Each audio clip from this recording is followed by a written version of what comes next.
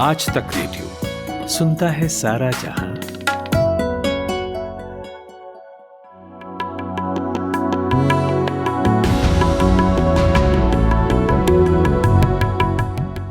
ये क्या मौसम है। मॉनसून आते हुए उतना तो बरसता नहीं आजकल जितना जाते हुए बरसता है। और मुझे मालूम नहीं कि ये कैसे होता है, लेकिन हर साल पिछले कुछ साल का रिकॉर्ड टूट जाता है। बारिश अभी हचक कर हो रही है, कई जगहों पर बहुत ज्यादा नुकसान भी हुआ है। ये हचक पे मजा आ गया भाई, वाह। और लखनऊ से तस्वीरें आई हैं कि पानी बड़े बड़े लोगों के घरों में घुस गया है। इन लोगों ने घरों में स्विमिंग पूल घुसा दिया, उसके बाद इनके घरों में भी पानी घुसा है। बदला है ये। आम बाजार से गायब हो गए हैं और अच्छी मटर का मौसम अभी आया नहीं है। ऐसा लगता है कि ना इधर हैं ना उधर हैं, बीच में अटके हुए हैं। और जब अटक जाएं तो भटकने को जी चाहता है, क्योंकि भटकना भी एक यात्रा है।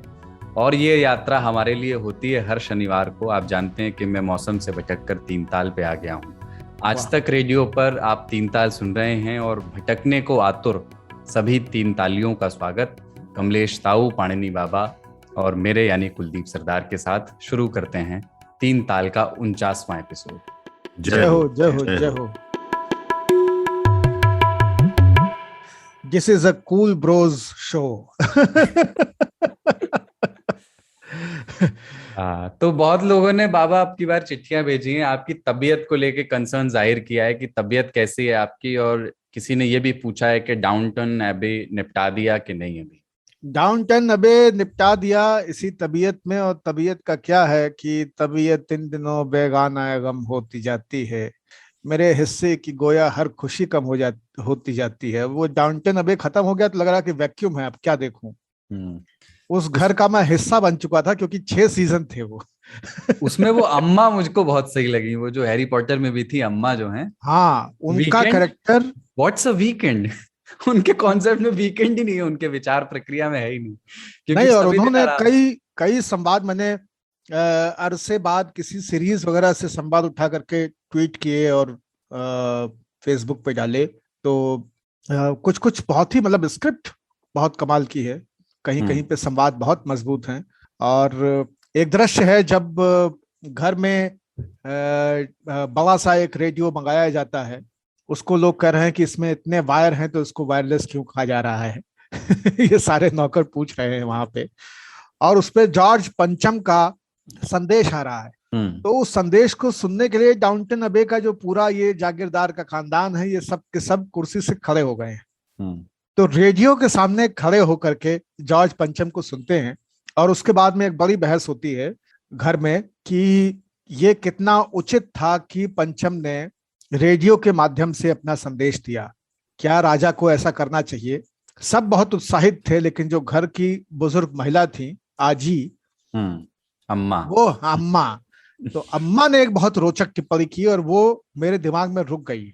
उन्होंने कहा कि ऐसा सामान्यीकरण नहीं होना चाहिए राज परिवार का और राज परिवार के लोगों का।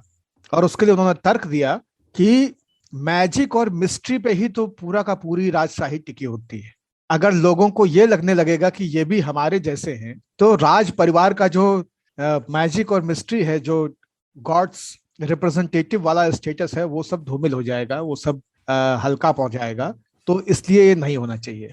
वाह, क्योंकि एक बहुत फनी है इसमें। हाँ, अम्मा बहुत फनी है, लेकिन अम्मा निहायत प्रैक्टिकल भी है। उस घर में अच्छे अच्छे आधुनिक लोग भी, दूसरी और तीसरी पीढ़ी के लोग भी इतने स्पष्ट नहीं हैं नए चीजों के प्रति एडप्टेबिलिटी को लेकर के, जितना कि वो अम्मा प्रोन है। और अम्मा अपनी तमाम कॉलोनियल रिजिडनेस के बावजूद कहीं कहीं पे निहायत कैपिटलिस्ट मॉडर्न अप्रोच लेती हुई नजर आती हैं, जो कि सरप्राइज है। मतलब मोदी जी की तरह सरप्राइज करती है ये अम्मा। अच्छा, पिछला जो ट्विटर स्पेस हुआ अपना बेबाक बुधवार, उसमें आप दोनों लोग नहीं थे, मुझे लगता है। और ताऊ को ये सब मेरी बातें समझ में नहीं आ रही होंगी, क्योंकि ताऊ जो है ना, सीरीज विरोधी है। मैंने डाउनटन एबी नहीं देखा है, तो मैं 2-3 चीजें कह दूं। पहली बात, दुआएं दीजिए बीमार के तबस्सुम को, मिजाज पूछने वाले की आबरू रख ली। तो बाबा ने जिस तरह से अपने मिजाज बताए, उससे जिन्होंने पूछा था उनकी आबरू तो रही गई। पर उससे भी आगे ये है कि जब ये डाउनटाउन एबी के बारे में बात कर रहे थे तो उस समय इन्होंने कहा कि पंचम ने रेडियो से अपना संदेश सुनाया। जॉर्ज नहीं कहा, इन्होंने पंचम कहा।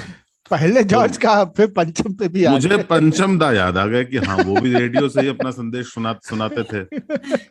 और पंचम दा से ये याद आया कि आईफोन 13 लॉन्च हो गया है, जिसका जो एड है वो पंचम दा के दम मारो दम से शुरू होता है। तो पहले भी एक बार उन्होंने पंचम दा के एक ट्यून को यूज किया था।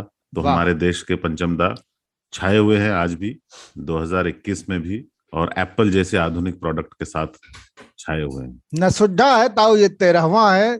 13वीं की चर्चा हम लोग देखिए पिछले इशू में ही कर रहे थे, पिछले 3 ताल में ही, कि कैसे त्रयोदशा का समय आ गया है, पितरपक्ष करीब है, हिंदी की त्रयोदशा चल रही है और उसका हम वक्री भाव जो है वो देख रहे हैं।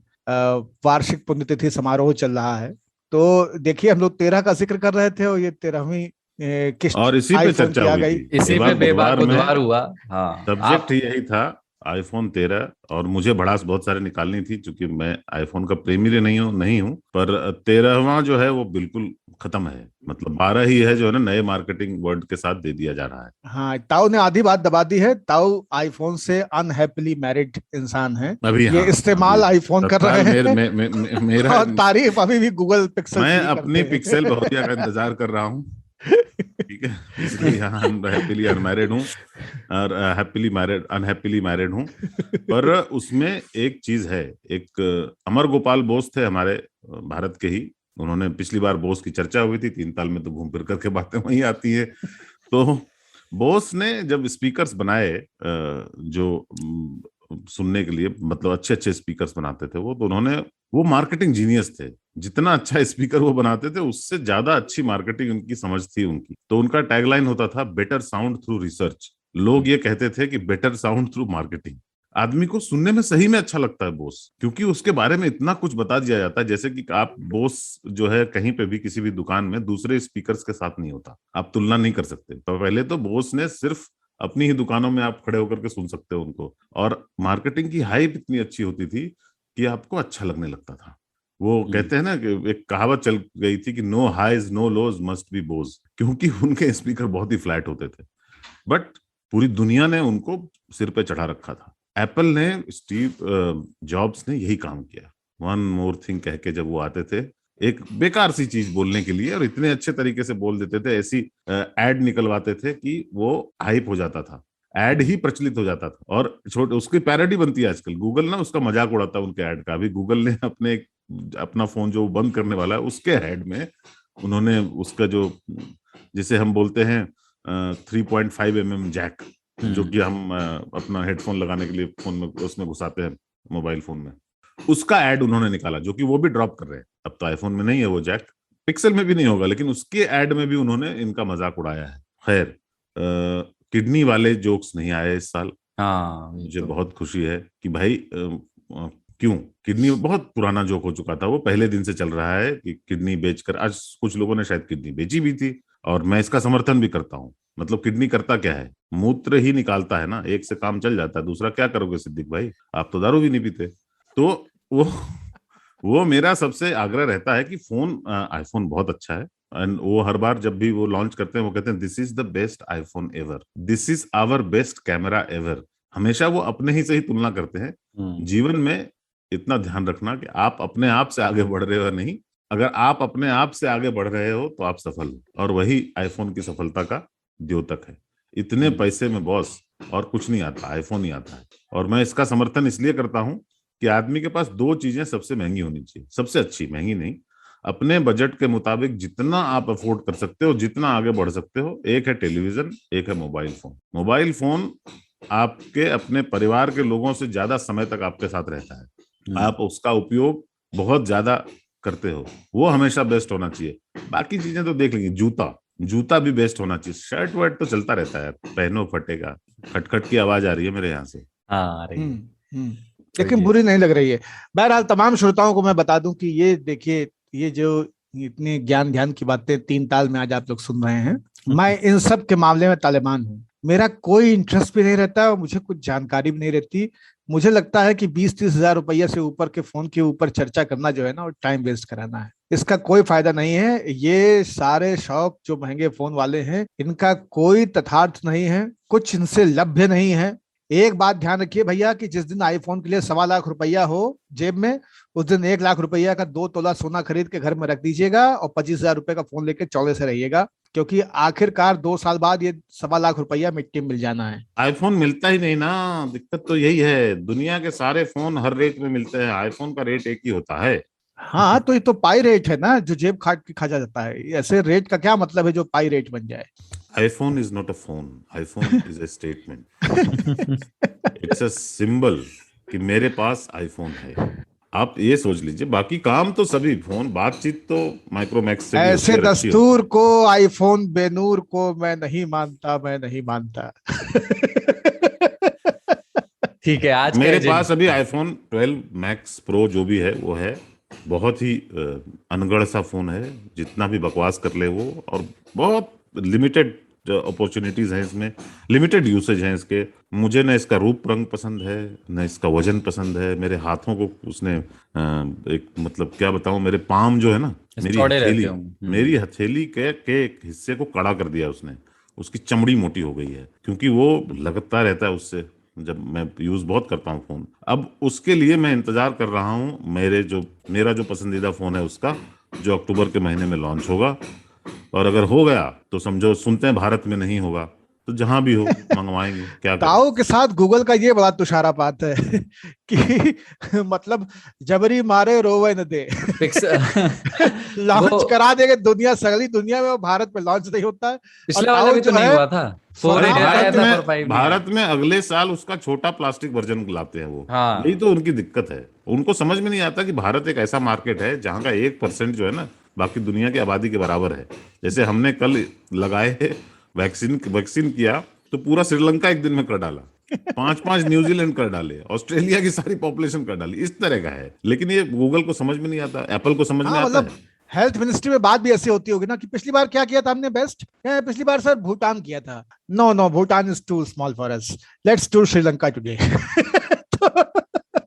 श्रीलंका की आबादी को उठाया, वैक्सीनेट कर दिया। पूरे यूरोप ने 11 दिन में जितने लोगों का किया, उतना हमने सुबह से शाम तक कर डाला। अगर ये देश चाहे ना, चाहे तो मैं कल से एकदम तो व्याकुल घूम रहा हूं मैं ऐसी तस्वीरों के लिए, जिसमें कि जब आधार कार्ड बने थे या वोटर आईडी कार्ड बने थे शुरुआत में, तो आपको अगर ध्यान हो तो लोगों ने सनी लियोनी का आधार कार्ड बनवा लिया था, है ना, टॉमी का बनवा लिया था, हीरा और मोती का बना लिया था, अपनी गाय का, अपने गधे तक का लोगों ने आधार कार्ड बनवा डाला था। मैं वैक्सीन में उस तरह के उदाहरण और मीम्स दोनों का बेकली से इंतजार कर रहा हूँ, क्योंकि कल जिस हिसाब से हुआ है ना, कहीं ना कहीं तो कुछ ना कुछ गड़बड़ जरूर हुआ होगा।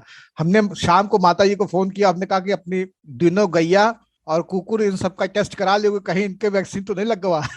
जौन तेजी से कल लगा है, पकड़ पकड़ के एकदम संजय गांधी मोड में कल वैक्सीनेशन हुआ है। अरे कल सेंटर में तो देखो 1 लाख से ज्यादा जगहों पे वैक्सीन लग रहे थे, तो ऑब्वियसली 100 लगाओगे तो 1 करोड़ हो जाता है। हाँ, तो आज के एजेंडा पे आते हैं। आज सबसे पहले बात करेंगे विश्वकर्मा पूजा पर, जो बीते हुए शुक्रवार को मनाई गई, और क्यों ये एक अनूठा त्योहार है। हम भारतीयता के अलग अलग पहलुओं पे अक्सर बात करते ही रहते हैं, तो आज विश्वकर्मा पूजा से बात शुरू करेंगे, जिस दिन मेहनतकश लोग अपने औजार पूजते हैं। फिर बात करेंगे उन पदों की जिनके आगे उप लगा होता है, उनके हिस्से में क्या आता है। उप मुख्यमंत्री, उप प्रधानमंत्री और उपाध्यक्ष होने की समस्याएं क्या क्या हैं, उप वाले अब क्यों नहीं जा पा रहे हैं। नितिन पटेल ही नहीं है, उदाहरण बहुत सारे हैं। इसके अलावा झारखंड के मुख्यमंत्री ने कहा है कि भोजपुरी और मगही से झारखंड का बिहारीकरण हो रहा है। क्या वाकई कुछ बोलियां डोमिनेट कर जाती हैं? बिहार और झारखंड में बोलियां कौन कौन सी हैं, और क्या भाषा को लेकर के कुछ कॉन्फ्लिक्ट्स वहां पर हैं? ताऊ और बाबा से पूछेंगे। ताऊ अविभाजित बिहार में जन्मे और अब झारखंड के रहवासी हैं, तो कल्चरली झारखंड और बिहार कितने अलग अलग हैं, इस पर भी बात होगी। और बिजार खबरों में उस आदमी की बात जिसने जिनके बैंक में गलती से ट्रांसफर हुए रुपयों को उन्होंने प्रधानमंत्री नरेंद्र मोदी की ओर से आई 15 लाख रुपए की पहली किस्त समझ करके खर्च कर दिया। और दूसरी बिजार खबर में गुलाब जामुन में ओल्ड मंक यानी कि रम इंजेक्ट करके खाते हुए लोगों पर बात करेंगे। और आखिर में चिट्ठियां तो होगी। अगला एपिसोड श्रवण जयंती है, हमारा 50वां एपिसोड होगा 3 ताल का, तो पूरा एपिसोड 3 ताल की चिट्ठियों पर होगा। आप लोग ढेर सारे सवाल इस हफ्ते हमें भेजें, खूब सारी चिट्ठियां भेजें। बहुत स्पेस होगा हमारे पास अगले एपिसोड में, क्योंकि सिर्फ चिट्ठियों पर बात होगी। और भेजने के तरीके वही हैं, आप या तो ईमेल कर सकते हैं हमें radio@aajtak.com पर, या आप हमें व्हाट्सएप कर सकते हैं 9953323303 पर। वाह। तो शुरू करते हैं। अभी हम लोग 18 सितंबर शनिवार को ये 3 ताल का 49वां एपिसोड रिकॉर्ड कर रहे हैं, और एक दिन पहले यानी 17 सितंबर शुक्रवार को विश्वकर्मा पूजा मनाई गई। विश्वकर्मा भगवान ब्रह्मा के पुत्र कहे गए हैं। धार्मिक मान्यताओं के हिसाब से भगवान ब्रह्मा ने सृष्टि बनाई और उसे सुंदर बनाने का काम विश्वकर्मा को दिया। तो निर्माण और सृजन का काम विश्वकर्मा को मिला। तो एक तरह से देखें तो दुनिया के पहले इंजीनियर विश्वकर्मा कहलाते हैं, और वे उन सब के पूज्य हैं जो इंजीनियरिंग का काम करते हैं। और वो इंजीनियरिंग सिर्फ बीटेक और एमटेक वाली नहीं है, वो फर्नीचर बनाने वाले, मरम्मत करने वाले, आपके घर की बिजली ठीक करने वाले, उन सब की इंजीनियरिंग का एक्नॉलेजमेंट मुझे इसमें दिखता है इस त्योहार में। बाबा, आपने कहा था कि विश्वकर्मा पूजा पर बात करेंगे, आपसे ज्यादा सुनना चाहते हैं इस त्योहार की प्रवृत्ति प्रकृति के बारे में। नहीं, बिल्कुल, हम तो ये मानते हैं कि देखिए, इस देश में जो कुछ एक चीजें धर्म से भी ऊपर उठ जाती है ना, उनमें विश्वकर्मा पूजा है। जैसे आप ये पाएंगे किसी भी शहर के सिविल लाइंस या ट्रांसपोर्ट नगर जैसी जगहों पे आप चले जाएं, जहां पे बाज, ट्रकों, ट्रैक्टरों, जीपों और बाकी गाड़ियों की मरम्मत हो रही होती है, वहां पे आप चले जाएं, आपको एक ठीक ठाक प्रतिशत मुस्लिम आबादी का मिलेगा जो मैकेनिक है। और इन सारी दुकानों में ऐसा नहीं होता है कि 3 दुकान में झंडी लगी है विश्वकर्मा पूजा की, फिर 3 में नहीं लगी है, फिर 2 में लगी है, फिर 5 में वैक्यूम हो गया है। एकदम निर्विकार भाव से 15 अगस्त की जैसी भावना से प्रेरित होकर लगता है कि जैसे जमशेद जी टाटा का जन्मदिन पूरा डिस्को मना रहा है जमशेदपुर में। तो उस तरह की जो डेडिकेशन और उस तरह का जो विश्वास देखने को मिलता है, मुझे लगता है कि वो अपने आप में एक अलग फ्लेवर है। और वो हर जगह है, मतलब खुरपी पूजक से लेके कंप्यूटर पूजक तक आपको विश्वकर्मा पूजा करने वाले लोग मिल जाएंगे। बड़ी बड़ी कंपनियों, बड़े बड़े संस्थानों, बड़े बड़े औद्योगिक प्रतिष्ठानों में भी वो एक दिन होता है जिस दिन शोर मचाने और तेल टपकाने वाली मशीनों के ऊपर कभी आम्रपाली, तो कभी फूलों की लड़ियां, तो कभी आप पाएंगे कि लाल पीली पतंगी कागज की तिकोनी झंडियों की मालाएं, इस तरह की चीजें लगा दी जाती हैं। मशीनों को ब्रेक दिया जाता है और थोड़ी बहुत पूजा पाठ होती है। उत्साह होता है गणेश विसर्जन जैसा, गणेश पूजा जैसा, गणेश चतुर्थी जैसा, विश्वकर्मा पूजा पर भी। मेरे घर के ठीक सामने रायबरेली में पीडब्ल्यूडी का बहुत बड़ा कैंपस है, कंपाउंड है, और उसका एक बड़ा हिस्सा वर्कशॉप का है। और पीडब्ल्यूडी में जिन ड्राइवरों को हम लोग बचपन से जानते रहे, वो भारत की धर्मनिरपेक्षता की तस्वीर जैसा रहा है। उसमें मतलब फलाने सिंह भी थे, ढिमकाने यादव भी थे, और ये फलाने मौर्य भी थे, और सिद्दीक भी थे, और सब तरह के लोग उसमें, अहमद मोहम्मद सब हैं उसमें। ईसाई कोई नहीं था, सरदार कोई नहीं था, लेकिन ठीक है, कोई दिक्कत नहीं है, सरदार दूसरी तरफ थे आसपास। तो सरदार असल में ट्रक चलवाने में ज्यादा यकीन रखते हैं, चलाने में कम यूपी में। तो वो मुझे याद है कि वो पूरा कैंपस साफ सुथरा किया जाता था, चूना डाला जाता था, सवेरे से डेक लग जाता था, बड़ा सा स्पीकर बांध दिए जाते थे 4-6, और उस पे गाने बजने शुरू हो जाते थे। ये वहां रायबरेली की बता रहे हैं? रायबरेली की मैं बता रहा हूँ। और विश्वकर्मा जी का बेचारे का कोई गीत नहीं था, लेकिन बाकी सबके गाने बजा करके भी विश्वकर्मा तक पहुंचने की कोशिश की जाती थी। सारे टूल्स चमका के, पोंछ के, बढ़िया डस्टिंग वस्टिंग करके, सारा उनका करखा कलाओं छटा करके, सारी ग्रीस हटा करके और सजा के रखे जाते थे। मशीनों को लकदक कर दिया जाता था। पुरानी खड़ी गाड़ियों तक की झाड़ पोंछ हो जाती थी, और वहां पे भी झंडियां लगा दी जाती थी। चारों तरफ अगरबत्तियों से माहौल सजाया जाता था। और इन सब के बीच में 12, साढ़े 12, 1 बजे तक यज्ञ होता था। एग्जीक्यूटिव इंजीनियर और तमाम सारे और इंजीनियर्स वहां पे पहुंच जाते थे। पीडब्ल्यूडी के पंजीरी बटती थी, पंजीरी के ऊपर 1 अदद अमरूद का टुकड़ा, 1 सेब का और 2 कटे हुए केले के टुकड़े जरूर होते थे। छोटा वाला पुरवा, जिसका व्यास आप समझ लें कि 1 इंच होता है, उसमें दही का, गाढ़े दही का पंचामृत होता था, वो सुलगने के लिए मिलता था।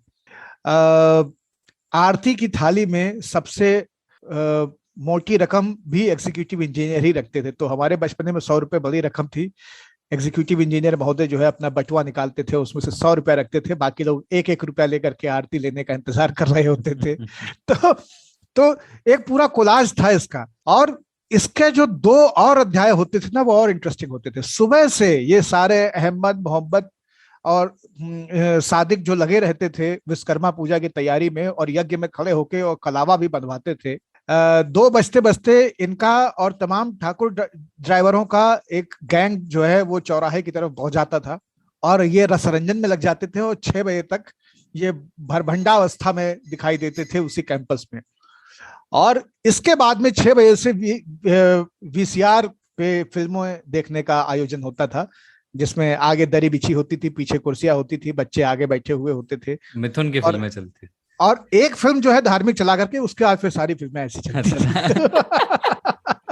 जय संतोषी माँ या कोई इस तरह की फिल्म लगा करके। तो ये हमारा विश्वकर्मा पूजा का अनुभव है।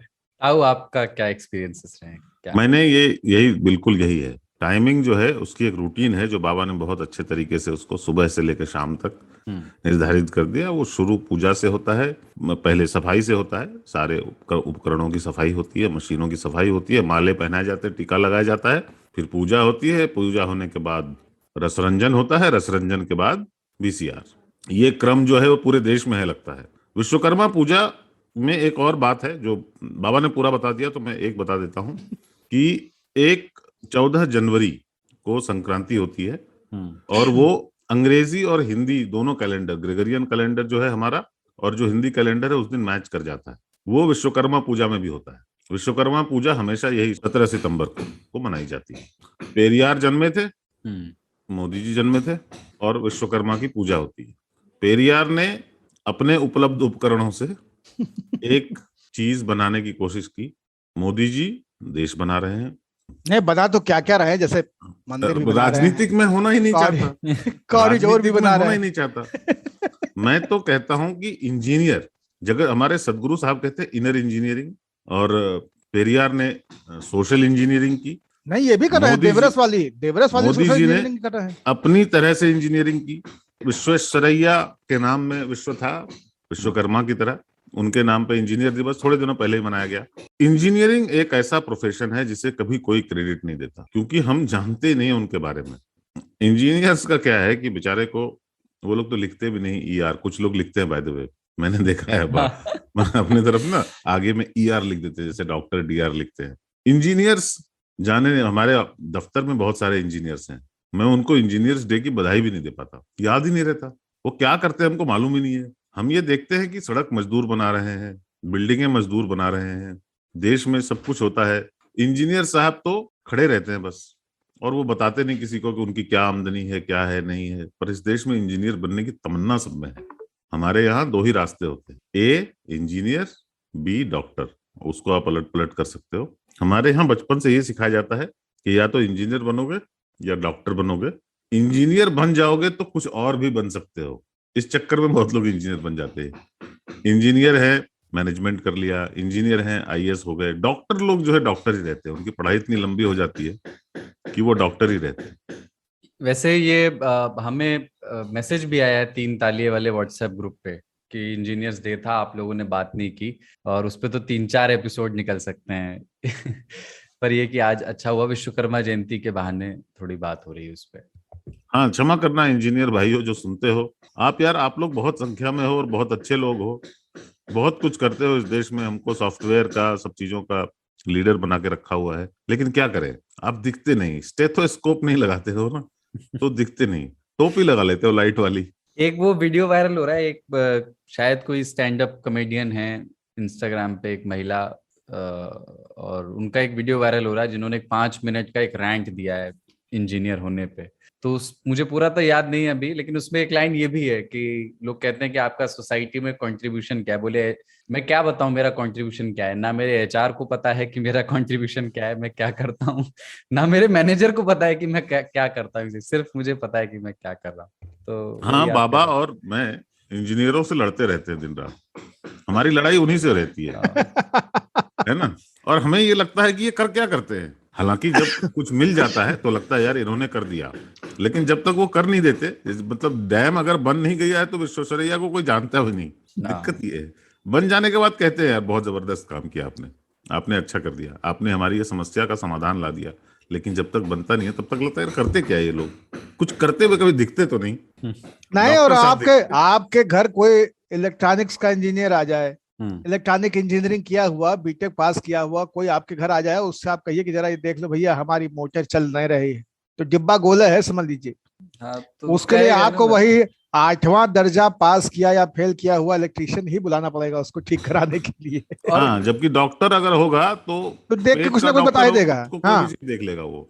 अरे हाँ हाँ, बताओ जरा, इधर आओ, देखते जरा तुम्हारी आंखों में क्या है। और गायनेकोलॉजिस्ट भी आपको बता देगा कि आपके ऑर्थो में ये समस्या है, इसको ऐसे करा लीजिए। किसी इंजीनियर से पूछो कि अच्छा इंजीनियरिंग में क्या करते हो, तो वो ऐसा कुछ जार्गन होता है वो कभी समझ नहीं आता। नहीं, वो मैं खुद डिवाइस स्टिमुलेशन करता हूँ। ये मुझे ये प्रश्न जैसे ही आप किसी इंजीनियर से पूछते हैं ना, वो खुद से ये पूछने लगता है कि मैं करता क्या हूँ। इनके भैया, हमारे बाबा के जो भाई हैं छोटे, वो इंजीनियर है। बाबा से पूछो, अरे पता नहीं क्या करता है, पता नहीं क्या करता है, कोई ओरेकल में है पर पता नहीं क्या करता है। वो हाँ, कभी कुछ यहाँ रहता है, कभी सर्वर उधर सिक्योरिटी, हम कहे सिक्योरिटी गार्ड ही बनना था तो कुछ और कर बहुत लेते। गैर जिम्मेदार आदमी है, बहुत गैर जिम्मेदार आदमी, पता ही नहीं चलता क्या करता है। वो तो मनाली चला जाता है, वहां 3 महीने रह के आ जाता है, फिर गोवा चला जाता है, वहां 3 महीने रह के आ जाता है। उसकी टाइमिंग भी अजीब है, बंदे को बोलो तो कहता है छुट्टी नहीं है। अरे करता क्या है, तो वो होता है भाई मेरा बहुत छोटा इंजीनियर है, मतलब कुछ और कर रहा है, मैं रुचि नहीं लेता इस बात में कि वो करता क्या है। मैं सिर्फ इतना जानता हूँ कि यार कहीं पे एक अच्छी कंपनी में नौकरी करता है बस। और हमारे यहाँ एक हमारी वेबसाइट है जिससे कुलदीप पहले जुड़े हुए थे, लल्लन टॉप। लल्लन टॉप में तो आधे लोग इंजीनियर हैं, मतलब वो इंजीनियरिंग की पढ़ाई करके और फिर अब लल्लन टॉप में है। हाँ हाँ। लेकिन इंजीनियरिंग वालों का एक होता है स्टैंड अप कॉमेडी, वो भी जो ललन टॉप में जो इंजीनियर हैं वो सारे कॉमिक हैं। नहीं, इसमें इंजीनियरिंग के पाठ्यक्रम का कोई लेना देना नहीं, इंजीनियरिंग के छात्रावासों का इसमें योगदान है। वो ऐसी ऐसी भरभंडी, क्योंकि इंजीनियरिंग के कॉलेज में जाने वाले लोग दरअसल गधे होते हैं एकदम, क्योंकि वो केवल एक ही चीज पढ़ के गए हुए होते हैं। उनको न तौलिया रखने की तमीज है, न बैठने की तमीज है, न खाने की तमीज है, हगने की तमीज, कुछ नहीं आता उनको, कौनो गति के नाय होत, बस दय रट्टा दय रट्टा दय रट्टा, सारा फिजिक्स और केमिस्ट्री और गणित को घोल के पी के क्वालिफाई करके पहुंच जाते हैं मैदान में। बहुत अच्छा, चिट्ठियां जब आने आप वाली हैं इस पे आपत्ति जताते हुए। इसीलिए मैं अब लूका लगा रहा हूँ। हाँ। शेर सही जगह तक पहुंचे, कुमार विश्वास के अनुरूप। हाँ, अंतिम पंक्ति तक। अंतिम पंक्ति तक पहुंचे। है ना? तो होता क्या है कि ये जो सारे के सारे अचानक से अभिमन्यु उतर आते हैं एक छात्रावास में, उनको समझ नहीं आता है कि यार जीवन में सबसे बड़ी जो लड़ाई थी वो महाभारत के युद्ध जैसी, वो कौरवों को पराजित करके और 5 पांडव बन जाने की थी, यानी कि सिलेक्ट होकर के टॉप 5 हो जाने की थी। अब हो गए, अब क्या, अब जीवन में क्या बचा है, क्योंकि गणित तो पहले से भी थी, आगे भी रहेगी, हम अब क्या करें, उत्साह क्या बचा है। और इस बहुत सवाल बदनाम से, है ये छात्रावास, पता और नहीं क्यों। और मेरे इस सवाल इंजीनियर से भाइयों, मेरा बहुत और मेरी इस आत्मा सवाल से आपके जो साथ है। पहले आए हुए लोग होते हैं ना, जो first year second year third year वाले हैं, वो ऑलरेडी इस सवाल से उबर चुके होते हैं। वो कहते हैं कि ना, सब मिथ्या था, ये सारा प्रयास, ये सारी प्रतियोगिता की तैयारी सब झूठ था, सब छल था। तो वो क्या कहते हैं कि आजा बेटा फिर रैगिंग में, आजा बेटा फिर खाने के मेस में, प्लेग्राउंड में, फैकल्टी में, बाहर लॉन में, ओपन थिएटर में। तो वहां पे फिर वो नए सिरे से उनको तैयार किया जाता है। और उस तैयारी के क्रम में आप पाते हैं कि तमाम सारे इंजीनियर शब्दों के विन्यासों के इंजीनियर भी बन जाते हैं और स्टैंड अप कॉमेडियन बन जाते हैं। हाँ। और काफी अच्छा करते हैं, ठीक ठाक करते हैं। आप यही नहीं, आप तमाम सारी सीरीज और फिल्में जो यूथ्स के ऊपर बनाई जा रही हैं और बन रही हैं, उनकी पृष्ठभूमि में आप मेडिकल कॉलेज के हॉस्टल नहीं पाएंगे, इंजीनियरिंग कॉलेज के हॉस्टल पाएंगे। बिल्कुल। क्योंकि एक विचित्र दुनिया है और वो मुझे बहुत आकर्षित करती है। मैं ऐसे खूब सारे मित्र मेरे रहे हैं आईआईटी दिल्ली में और बाकी जगहों पे भी, जिनके पास जाकर के बैठना और उनकी इस दुनिया को कौतूहल और जिज्ञासा के साथ देखना और आनंद लेना और उसमें वैल्यू एडिशन भी करते रहना, ये सारी ब्रेन लारा दारू लारा के नहीं लारा। तो उस हिसाब से मेरा अनुभव जो है वो आईआईटी मद्रास, आईआईटी दिल्ली और बिट्स पिलानी वगैरह का है। और कुछ एक लोग जो कि आईआईटी खड़गपुर वगैरह से निकले, उनके साथ मैंने काम भी किया है। तो तो मैं जानता हूं कि इंजीनियरिंग करने वाले, मतलब ये झेला कितनी दूर तक जाएगा दरिया में। जर्नलिज्म में जो इंजीनियर भाई है वो लोग काफी अच्छा कर रहे हैं। हाँ सर वो इंजीनियरिंग छोड़ के रीजनिंग और सब, एनालिसिस की जो कैपेबिलिटी होती है वो काफी काम आती है। मेरा एक यकीन है कि इंजीनियरिंग पढ़ने वाले लोग इंजीनियरिंग छोड़ के बाकी सब कुछ बहुत अच्छा कर सकते हैं। आप उनसे कुछ भी करा लीजिए। मेरे एक मित्र हैं, वो शेफ हैं, वो खाना बनाते हैं और कमाल के शेफ हैं, और इंजीनियरिंग को वो नमस्ते कर चुके हैं। मेरे दो मित्र हैं जो कि मध्य प्रदेश में खेती का काम करते हैं, और उन्होंने बहुत अच्छा किया है। इसके पहले वो इंजीनियरिंग थे, उनको कोई नहीं जानता था, उनके घर वाले और उनके बालक बच्चे भी नहीं जानते थे कि वो काहे के इंजीनियर है। लेकिन अब वो खेती कर रहे हैं ऑर्गेनिक, और वो दुनिया भर में माल सप्लाई कर रहे हैं, लोग उनको जानते हैं। तो इंजीनियरिंग किए हुए लोगों की यही एक वो कर्मनाशा का हार वाला मामला है कि इंजीनियरिंग छोड़ के बाकी सब कुछ अच्छा कर लेते हैं। मेरा कर्मा तू मेरा धर्मा तू। हाँ, तो दुखी ना होइया भैया, ये इंजीनियरिंग हम सब करत है।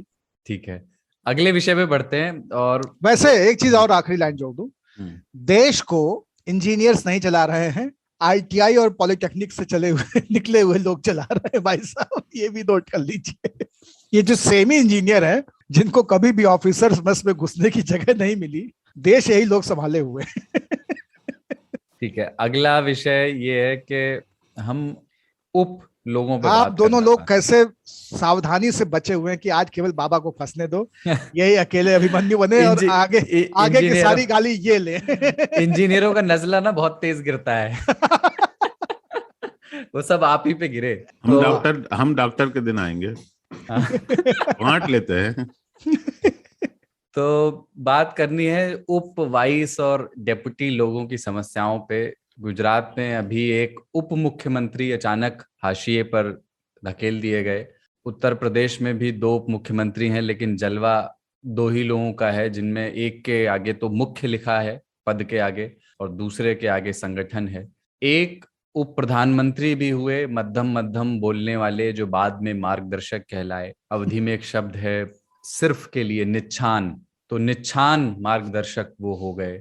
उपनाम जिनके आगे जुड़ जाता है, उनके साथ इतना ये भेदभाव क्यों होता है ताऊ? क्या ये उप अगर आपके करियर के पाथ में आपके आगे लग गया तो ये मानना चाहिए कि वहां से आपकी ग्रोथ रुक गई है, अब आगे के धूमिल है बहुत आगे का सफर? मैं मुरली का वो शेर फिर से दोहराऊंगा जो पिछले हफ्ते आया था कि किस्मत की कमनसीबी, टूटी कहाँ कमन, दो चार हाथ और लबे बाम रह गया। दिक्कत इसमें यही है। Neil Armstrong and Buzz Aldrin, Neil Armstrong का कदम पहले पड़ा था, गए साथ में ही थे, मुसीबतें सारी साथ ही हुई थी, कदम पहले पड़ा था। हमको तो मैं मान के चलता हूं कि एडमंड हिलेरी का पहला कदम नहीं था एवरेस्ट पर, पहला कदम किसी शेरपा का ही था, लेकिन जाने तो एडमंड हिलेरी ही जाते हैं। उप में मुश्किल यही है, लेकिन मैं चूंकि पत्रकारिता से हूं, उप संपादक से शुरू होता है किस्सा हमारे यहाँ। हमारे यहाँ उल्टा है, हमारे यहाँ उप संपादक से शुरू होता है। अंग्रेजी में बहुत क्लियर है, सब एडिटर, डेप्यूटी एडिटर नहीं। लेकिन जब मैं बना था पहली बार, मैंने जर्नलिज्म ज्वाइन किया, तो उप संपादक जब बना तो लोगों ने कहा संपादक से ठीक नीचे होता होगा, तो बहुत कम उम्र में बहुत बड़ा काम कर रहे हो। उनको क्या पता था कि हम कहाँ हैं, है ना? पहली सीढ़ी भी सीढ़ी है और आखिरी सीढ़ी भी सीढ़ी है। हाँ, ये फर्क नहीं समझ पाए सब। मंझले भाई का किस्सा है ये। छुटका बहुत ललना है सबका, बड़का तो बड़का ही है। मंझले को हमेशा रहता है कि यार छुटका कम से कम हमको बड़ा माने, लेकिन छुटका तो बड़का को बड़ा मानता है। ये बीच वाले जो हैं उप जहां पे भी लग जाता है, उसमें संकट ये है कि उनकी तमन्ना, उनकी नजरें ऊपर रहती हैं, जिन पे सबकी नजरें रहती हैं, इन पे किसी की नजर नहीं जाती। मामला आज के जमाने में नजर का है। आज के जमाने में आप एयर टाइम कितना लेते हो उसका है, तो सबकी नजर तो सबसे ऊपर रहती है। उप जो है वो ऊपर से थोड़ा नीचे रहता है। भगवान आपको उप ना बनाए। हाँ, उप होने का मतलब है कि ना आप पैर है ना जूता है, आप जुराब है। और एक ये बाबा, आप इससे और बेहतर बताएंगे, ये पार्टियों में जो उपाध्यक्ष होते हैं, ऐसा इस वहां पे भी ये लगता है अध्यक्ष के बाद उपाध्यक्ष होना चाहिए, लेकिन चलती तो महासचिव की है। हर फैसले पे सिग्नेटरी अथॉरिटी तो महासचिव भी होता है। और बहुत अभी भी कांग्रेस और बीजेपी दो बड़ी पार्टियां, दोनों में कई ऐसे उपाध्यक्ष होंगे जिनके नाम भी नहीं बहुत सारे लोगों ने सुने। ये उप का जो पूरा स्वांग है वो व्यवस्था में उसको कई तरह से जस्टिफाई करने की कोशिश की गई कि ये छुट्टी पे होंगे या यात्रा पे होंगे तो कौन देखेगा, इसलिए उप बना दो। इनके पास काम बहुत ज्यादा होगा तो इनको कुछ सबऑर्डिनेट्स चाहिए, अनुषांगिक चाहिए, इसलिए उपक्रम कर दिए गए, है ना। ऐसे ही कुछ लोग जातियों में उपाध्याय भी बन गए, है ना। आप जब पूरे बंदे नहीं हुए हैं, शादी नहीं हुई है, लेकिन आपको आधा बंदा मान लेना है, तो आपका उपनयन संस्कार कर दिया जाता है। तो उपनयन हो जाता है। तो उप जो है ऐसा घुसा हुआ है कि अप नहीं हो पा रहा है, लेकिन उप हैं आप। दरअसल ये सारा का सारा रायता इजी ट्रांसफर वाला और लोगों की महत्वाकांक्षाओं को उद्दीपित रखने का एक सोचा समझा परिमार्जित तरीका है। कैसे? सांत्वना पुरस्कार है ये। सांत्वना पुरस्कार है कि आप टॉप नहीं है, लेकिन आप टॉप में आ सकते हैं, आप पे नजर है। जैसे पार्टी में एक अध्यक्ष होता है और आप देखेंगे कि उपाध्यक्ष बना दिए जाते हैं 7-8 के पास कुछ काम नहीं होता है, ना वो साइन कर सकते हैं, ना कोई फैसला ले सकते हैं। उनकी और किसी कार्यकर्ता की औकात एकदम बराबर होती है। उस उपाध्यक्ष होने का लाभ केवल इतना होता है कि आप गाड़ी पे लिखवा लेते हैं जिला उपाध्यक्ष भारतीय जनता पार्टी। ये मिटा देता है आदमी जब वो सत्ता में नहीं होता है। जब वो सत्ता में होता है तो उसको जोर जोर से बड़े फॉन्ट में लिखवाता है। तो उपशब्द जो है ना, वो दरअसल एक बहुत ही कैपिटलिस्ट अप्रोच है। वो आप में उम्मीद का सितारा जगमगाए रखता है और आप उस सितारे को देख करके नदी में खड़े होकर के पूरी रात काट देते हैं। बाद में हो सकता है कि कोई राजा आपसे पूछ बैठे कि खिचड़ी कैसे पकी, लेकिन आप उसी के सहारे पूरी रात काटते हैं। और इसलिए उप जो हैं वो हर जगह पे हैं। व्यक्ति उपनयन के बाद में संस्कार के पहले सोपान को पार करता है और विवाह उसकी अंतिम परिणति है। जो संस्कार बताए गए हैं उसमें उपनयन है, उसके बाद में विवाह है। बिना उपनयन के विवाह नहीं हो सकता। तो आपको सब एडिटर तो बनना पड़ेगा, सीधे चीफ एडिटर आप नहीं बनेंगे। ये बहुत क्लैरिटी है। तीसरी चीज जो है वो ये है कि हम देखते हैं कि केवल पार्टी वाले हिसाब में ही नहीं, आप बाकी जगहों पे भी अगर पाएं, RWAs में आप देख लीजिए, आप तमाम तरह की सोसाइटीज में देख लें, आप ट्रस्ट में देख लें, आप दुर्गा पूजा की जो कमेटीज हैं या बाकी की जो सांस्कृतिक कमेटीज हैं उसमें देख लें, उपाध्यक्ष पे बड़ा जोर रहता है। वो इसलिए ताकि वो कमेटियां टूटे नहीं, उनका स्ट्रक्चर बना रहे, वो इंक्लूसिव रहे, अधिक से अधिक लोगों को मंच पे एकोमोडेट कर सके। और इसमें उप जो है वो बहुत कमाल का काम करता है। जैसे संघ में भी प्रचारक सब नहीं बनते हैं, कई विस्तारक बनते हैं, उसके बाद फिर प्रचारक बनने की नौबत आती है। वहां तो वो उप नहीं बनाते, सह बनाते हैं। हाँ, वो तो सह में हो जाता है कि भाई तुम काम तो साथी में कर रहे हो तो सह हो जाओ। तो सहवीर्यं करवावहै तेजस्विनावधीतमस्तु। लेकिन ये कि उप का ये जो इक्वेशंस को साधने के लिए भी अभी हाल फिलहाल में, जैसे जगन मोहन रेड्डी की आंध्र प्रदेश की सरकार में 5 उप मुख्यमंत्री हैं। 5, बिहार में भी 2 हैं, उत्तर प्रदेश में भी 2 हैं, कई हमारे एक है, अखिलेश भाई रखे थे, अखिलेश भाई रखे थे, महाराष्ट्र में भी है, गोवा में भी है। अरे यूपी में भैया अखिलेश रखे थे, फिलहाल योगी जी रखे हैं। योगी जी तो 2 रखे ही हैं। तो ये उप मुख्यमंत्री वाला जो ये है, ये कास्ट इक्वेशंस और सामाजिक प्रतिनिधित्व का भी तो अब एक मसला हो गया है कि चलिए आपके व्यक्ति को हम मंत्री से ऊपर की एक चीज दे रहे हैं, मुख्यमंत्री तो एक ही हो सकता है। तो मुख्यमंत्री जिस जाति का बनाया गया है उस जाति को मुख्यमंत्री पद मिलने से जिन जातियों में नाराजगी की भावना आ सकती है उनको उप मुख्यमंत्री दे दिया जाता है। तो वो एक समाज उनको कह दिया जाता है कि अगला नंबर तुम्हारे है। और वैसे संविधान में कोई उप मुख्यमंत्री जैसे पद का जिक्र भी नहीं है, जैसे और शपथ ग्रहण में भी नहीं होता कि डिप्टी सीएम के लिए कोई अलग से शपथ हो, वो कैबिनेट मंत्री वाली शपथ, कॉमन शपथ मीडिया में डिक्लेयर करने के लिए होता है। जी, हम कहे ना कि वो स्वांतः सुखाय है। एक किस्सा मैंने कहीं पढ़ा था कि वीपी सिंह सरकार में ये जब चौधरी देवीलाल का उप प्रधानमंत्री बनना तय हुआ 89 में, तो राष्ट्रपति साहब उन्हें शपथ दिलाने लगे तो वो खुद को वो मंत्री पद की शपथ दिला रहे थे और देवीलाल शपथ के दौरान खुद को बराबर उप प्रधानमंत्री बोल रहे थे। तो ये तय था कि वो प्रधानमंत्री बन रहे हैं, लेकिन शपथ उन्हें मंत्री के तौर पर ही लेनी थी। और उन्होंने 1-2 बार टोका उनको राष्ट्रपति ने, लेकिन फिर उन्होंने खुद राष्ट्रपति ने ही बाद में लिखा है ये कि हम मतलब उस बातचीत को बढ़ाना नहीं चाहते थे, तो उन्होंने टोकना बंद कर दिया और आखिर में मामला सुप्रीम कोर्ट तक गया। और तब कोर्ट ने कहा कि भले ही वो खुद को प्रधानमंत्री मानते हों देवीलाल जी, लेकिन उनके अधिकार तो केंद्रीय मंत्री जैसे ही रहेंगे, क्योंकि संविधान में ये टर्म नहीं है। हाँ हाँ, तो शपथ झूठी हो गई, वो तो मंत्री भी नहीं रह गए, खंडित हो गया। देखो, एक होता है ऐसे उप प्रधानमंत्री लिखने वाले लोग, एक होते हैं रियल में पावरफुल लोग, जैसे यूपी में बंसल जी हैं। ऐसे ही जगह जगह पर लोग हैं जो रियल में पावरफुल हैं, जो अमित शाह के मुसाहिब हैं। बना है शाह का मुसाहिब, फिरे है इतराता। वो सही में उनको इतराने का अधिकार होता है। ये बिना अधिकार के इतराने वाले सारे उप होते हैं। गालिब की इससे अच्छी व्याख्या नहीं हो सकती, मुझे लगता है। ये शेर जो है ना, अपने अंजाम पे पहुंच गया। कहते हैं कि कोई शेर कभी ना कभी अंजाम पे पहुंचता जरूर है। मुझे लगता है कि पहुंच गया आज। अभी वो कॉर्पोरेट में भी किसी ने ट्वीट लिया, अभी अप्रेजल का सीजन चल रहा था, किसी ने ट्वीट किया था कि यार वो प्रमोशन हुआ किसी का, असिस्टेंट मैनेजर था वो, तो उसको प्रमोट करके सीनियर असिस्टेंट मैनेजर बनाया गया। बोले भाई मैनेजर ही बना देते, एक जो असिस्टेंट के आगे सीनियर लगाया गया। तो ये भी गजब है। हाँ, मैं खुद भी एक आध जगहों पे सीनियर असिस्टेंट मैनेजर और सीनियर असिस्टेंट एडिटर रहा हूँ। लेकिन एक दो तीन पद हैं जहां पे मुझे लगता है उप वालों का प्रमोशन हुआ है और अक्सर हो जाता है, होता है। एक तो वो है उपराष्ट्रपति से बहुत सारे लोग राष्ट्रपति बने हैं। उपराष्ट्रपति के अधिकार होते हैं। हाँ, वो एक संवैधानिक पद है। संवैधानिक पद। एक ही उप है, हाँ, जो संवैधानिक है। वी गिरी और सर्वपल्ली राधाकृष्णन। हाँ, और वो इसलिए हमको लगता है कि वो सिद्ध हो जाता है क्योंकि उनको अपर हाउस का दायित्व होता है। उपराष्ट्रपति ही राज्यसभा का चेयर होता है, और राज्यसभा के अनुभव के आधार पे और उपराष्ट्रपतित्व निभाते हुए आप इजी एलिवेशन आपका हो जाता है। हालांकि कई लोगों का नहीं हो पाया, कई सारे नेता ऐसे हैं जो अपर हाउस से रायसीना हिल्स तक नहीं पहुंच पाए।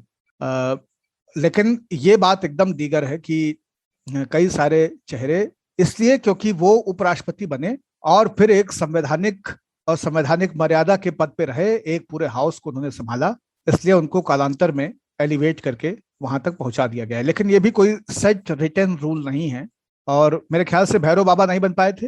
हाँ, वो नहीं हाँ, बन कई पाए। लोग नहीं बन पाए। हाँ। और देखिए, उपराष्ट्रपति होने की आवश्यकता होती है देश में। देश राष्ट्रपति के नाम से चलता है, तो उनके नहीं रहने, उनके छुट्टी पर रहने, आकस्मिक मृत्यु हो जाने, ऐसे केसेस में देश किसके नाम पर चलेगा, कौन होगा जो राष्ट्रपति बन जाएगा अपने आप, इसके लिए उपराष्ट्रपति का होना जरूरी है। प्रधानमंत्री का होना जरूरी नहीं है। प्रधानमंत्री कैबिनेट में से फर्स्ट अमॉन्ग इक्वल्स हैं, और नहीं तो कोई दूसरी सरकार होगी, पर देश प्रधानमंत्री नहीं, के और नाम प्रधानमंत्री को कुछ हो जाए तो कैबिनेट की बैठक तत्काल हो सकती है, लेकिन राष्ट्रपति का चुनाव तत्काल नहीं हो सकता है। हाँ, और यहाँ पे जो पेज है वो प्रधानमंत्री ये के है नाम कि से देश नहीं चलता, देश राष्ट्रपति के नाम से चलता है। राष्ट्रपति के नाम पे चलता है। देश में किसी बड़े संकट की स्थिति में जो सबसे निर्णायक पद है वो भी राष्ट्रपति का है, क्योंकि राष्ट्रपति ही कमांडर इन चीफ होता है। CNC, तीनों सेनाओं का जो प्रमुख है वो राष्ट्रपति ही होता है। तो अगर किसी तरह की सैन्य संकट की स्थिति, आपातकालीन स्थिति पैदा हो जाए और राष्ट्रपति नहीं रहे या बाहर हों, तो उस वक्त तत्काल प्रभाव से कौन निर्णय लेगा, कौन चीजों को आगे बढ़ाएगा, इसके लिए भी जरूरी है कि उसका एक सबऑर्डिनेट हो। और वहां से उपराष्ट्रपति पद की उसका जो महत्व है वो प्रकीर्णित होता है। और प्रकीर्णित उसमें भी होता है। ये वर्ड ऑफ द वीक में लेंगे कभी। क्रिकेट में भी बहुत सारे वाइस कैप्टन, उप कप्तान जो है कप्तान बने हैं, लेकिन अपने समय पर। सभी नहीं बने पर बहुत सारे बने। अभी जैसे कि बहुत आसार हैं, Virat Kohli T20 world cup के बाद T20 टीम की कप्तानी छोड़ देंगे, तो अभी जो उप कप्तान है रोहित शर्मा, माना यह जा रहा है कि वो वर्ल्ड कप के बाद शायद T20 टीम के अगले कप्तान होंगे। क्रिकेट भी उनमें से एक। कितना दिल्ली जैसा हो गया है। मुख्य बनने के आसार रहते हैं। हाँ। जरूरी नहीं है। हमने बताया ना कि कैपिटलिस्ट अम्यूजमेंट है, जिसमें आपको वाना बी वाली कैटेगरी में रखा जाता है और आप हमेशा उम्मीद से रहते हैं। हाँ, एक होते राज्यसभा के नेता विपक्ष, एक होते हैं राज्यसभा के उपनेता। हाँ। जिनका नाम हमेशा याद रखने में दिक्कत होती है। बिल्कुल। बिजार स्टोरी ले लेते हैं अब। और बिजार स्टोरी ये है कि गुलाब जामुन से जुड़ी हुई है। बाबा की बाँछें खिल सकती हैं। सोशल मीडिया पर एक वीडियो पिछले दिनों वायरल हुआ जिसमें एक आदमी गुलाब जामुन में रम इंजेक्ट कर रहा है। वीडियो में मतलब दिख रहा है ऐसे कि गुलाब जामुन ऐसे रखे हुए हैं, पास में एक बौद्ध भिक्षु की बोतल है और ये आदमी इंजेक्शन में रम भरता है और उसे गुलाब जामुनों में एक एक करके इंजेक्ट करता है और आखिर में एक ढक्कन रम लेकर के सब गुलाब जामुनों पर ऐसे छिड़क देता है। अंत टॉस कर देता है, टॉस। टॉस। तो ताऊ मतलब अब तक हमने रबड़ी के साथ खाने की गुलाब जामुन की बात सुनी थी। पान सिंह तोमर में देखा कि इरफान आइसक्रीम के साथ खाते थे, फिर ट्राई भी किया, ठीक भी लगा।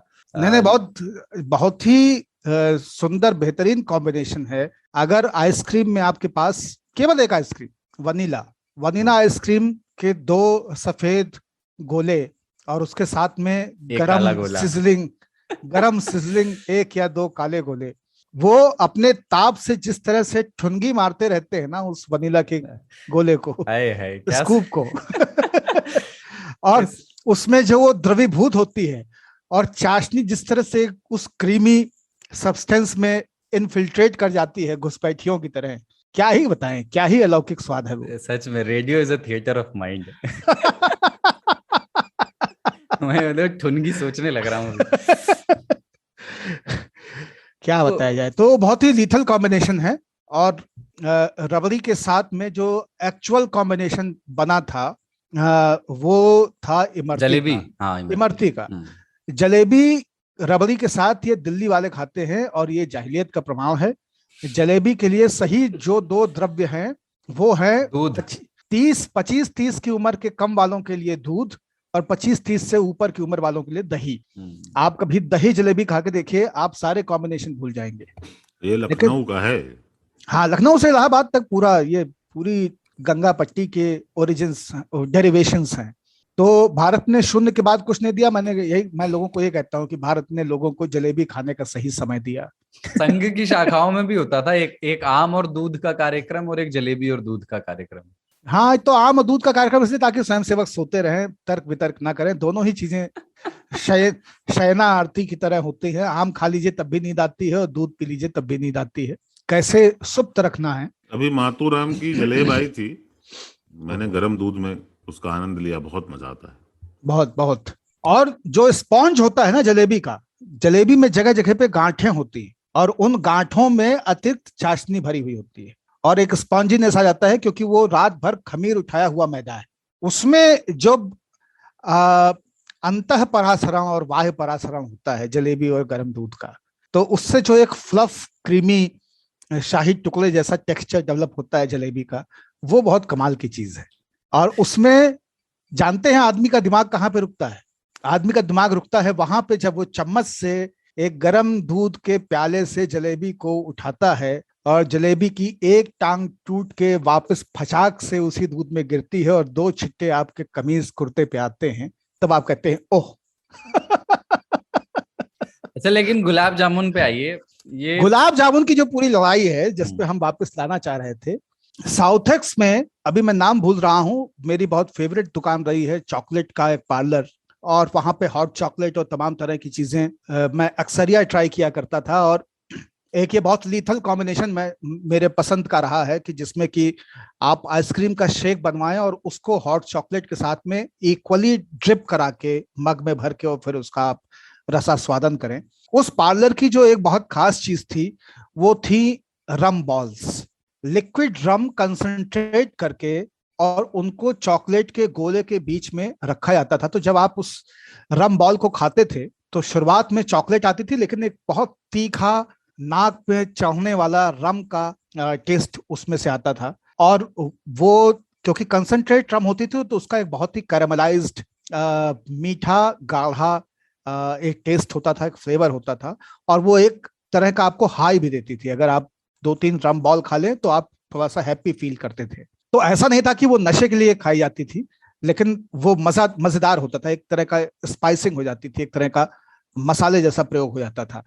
तो चॉकलेट के साथ में रम का कॉम्बिनेशन समझ में आता है क्योंकि वेस्ट में तमाम सारे केक और तमाम सारे चॉकलेट की चीजें बनती ही रम से हैं, उस पर रम या ब्रांडी का बहुत प्रॉपर इस्तेमाल होता है। क्रिसमस का केक तो बिना ब्रांडी के या बिना रम के बन नहीं सकता है।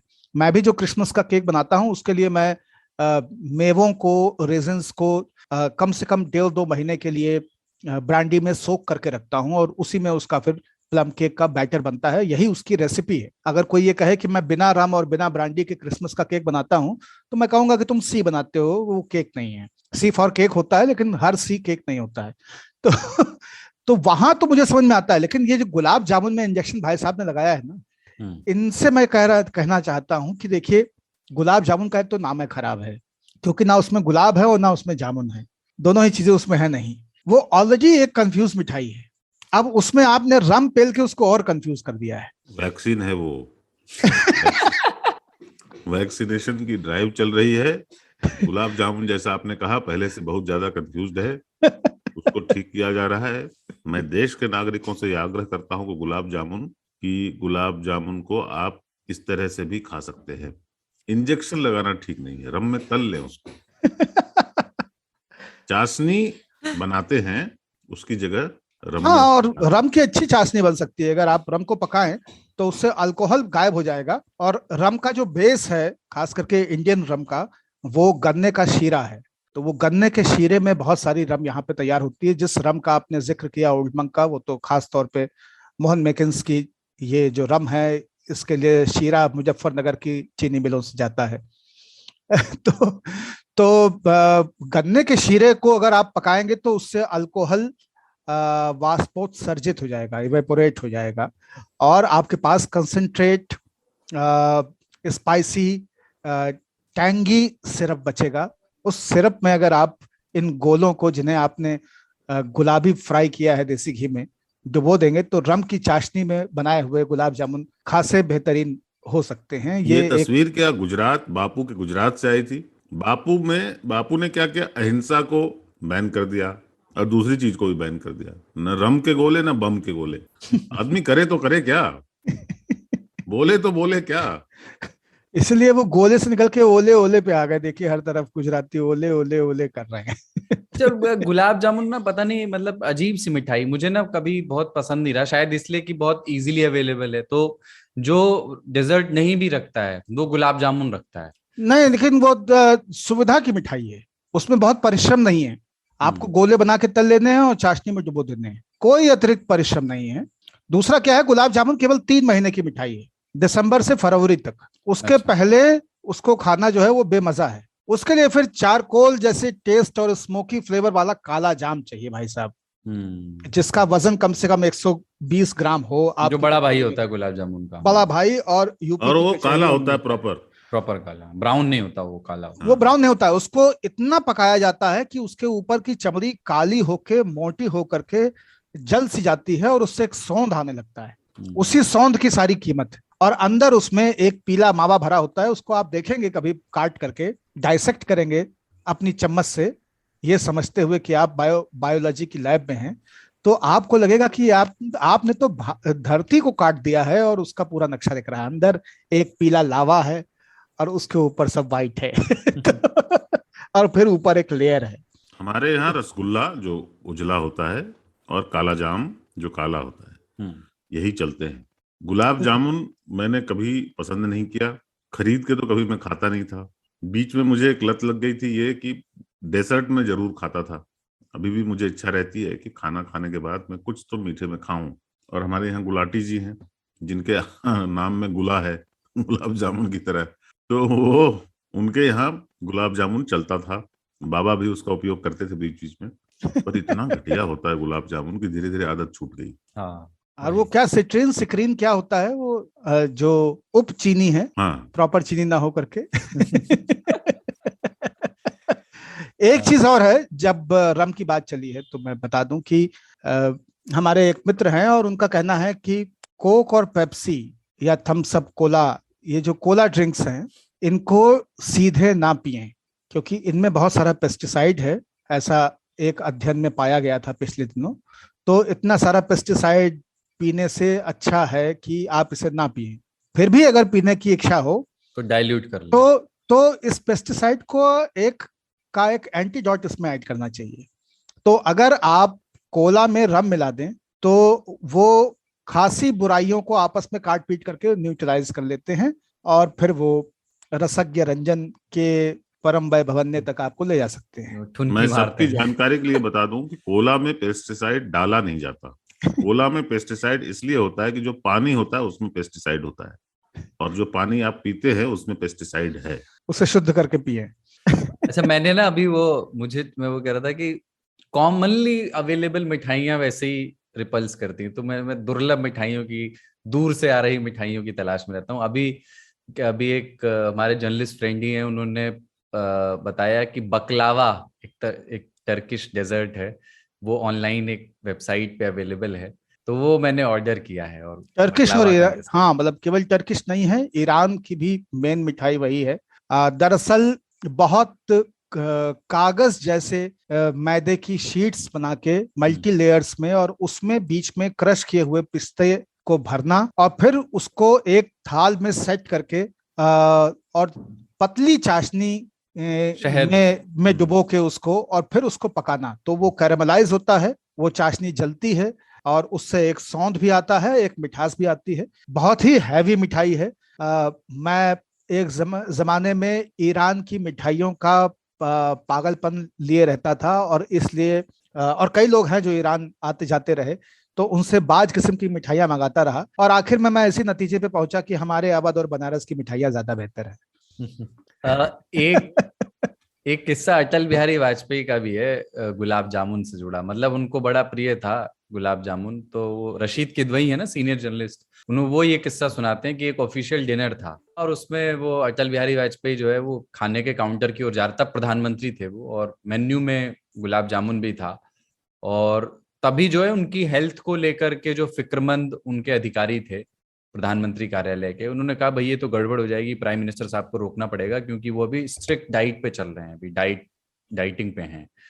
तो एक अधिकारी ने क्या किया कि तुरंत वो आया और उसने हस्तक्षेप किया और उसने वाजपेयी जी को माधुरी दीक्षित से मिलवा दिया, जो उस कार्यक्रम में मौजूद थी। और वाजपेयी जी उनसे फिल्मों के बारे में बात करने लगे और इधर मौका देख करके काउंटर से गुलाब जामुन हटवा दिए गए।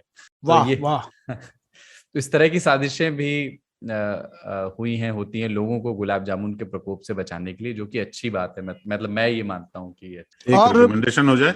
हाँ, रिकमेंडेशन। गुलाब जामुन मीठा होता है, इसलिए वाजपेयी जी को खाने की इजाजत नहीं थी। मीठी जबान भी होती है।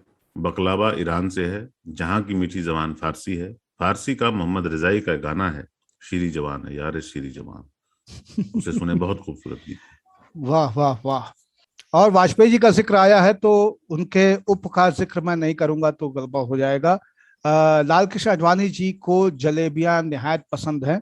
कई बार हमने उनके साथ बैठ के जलेबी खाई है। अभी हाल फिलहाल तक मैंने उनको बहुत सारे प्रेशर्स और बहुत सारे बैरियर्स के बावजूद, सेहत को लेकर के कि नहीं इनको बहुत ही कंट्रोल डाइट पे रहना है, इसके बावजूद वो अपना जलेबी मोह नहीं त्याग पाते हैं और जलेबी के एक आध टुकड़े वो अभी भी खा ही लेते हैं। तो वाजपेयी जी को तो सब मीठा पसंद था भैया, कौन मीठा का नाम ले लो, सब वही खाते रहे और मीठा हो चाहिए। बबनन का यही है, सामने थाली में जो मीठा देखते हैं कहते हैं अरे हमको तो बहुत पसंद है भाई साहब। अब वो लड्डू वाला कहता है कि वाजपेयी जी को हमारे लड्डू बहुत पसंद है, पेड़े वाला कहता है कि वाजपेयी जी को हमारे पेड़ा बहुत पसंद रहा। गुलाब जामुन के बारे में आप बता ही रहे हैं, गाजर के हलवे के बारे में भी लोग ऐसी बातें कहते हैं। अरे कचौरी वाला तो कहता मैं खुद वाजपेयी हूँ।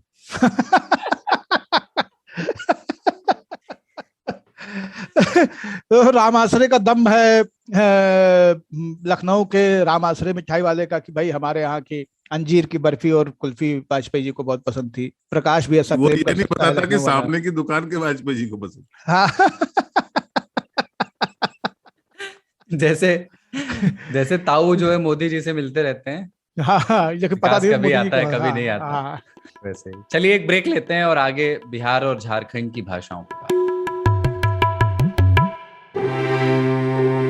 भाषा के ग्रामर से मिले कब, क्यों, कैसे, कहां, किसने, ये ऐसे शब्द हैं जो सेंटेंस में जुड़ जाएं तो उसे सवाल बना देते हैं। और सवालों के बारे में आइंस्टीन ने कहा था, the important thing my friend is not to stop questioning.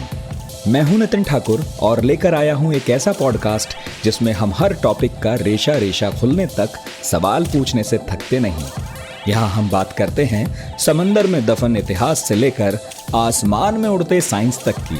तो हर गुरुवार मेरी दुकान पर मिलेगा 4 किताबों के बराबर ज्ञान।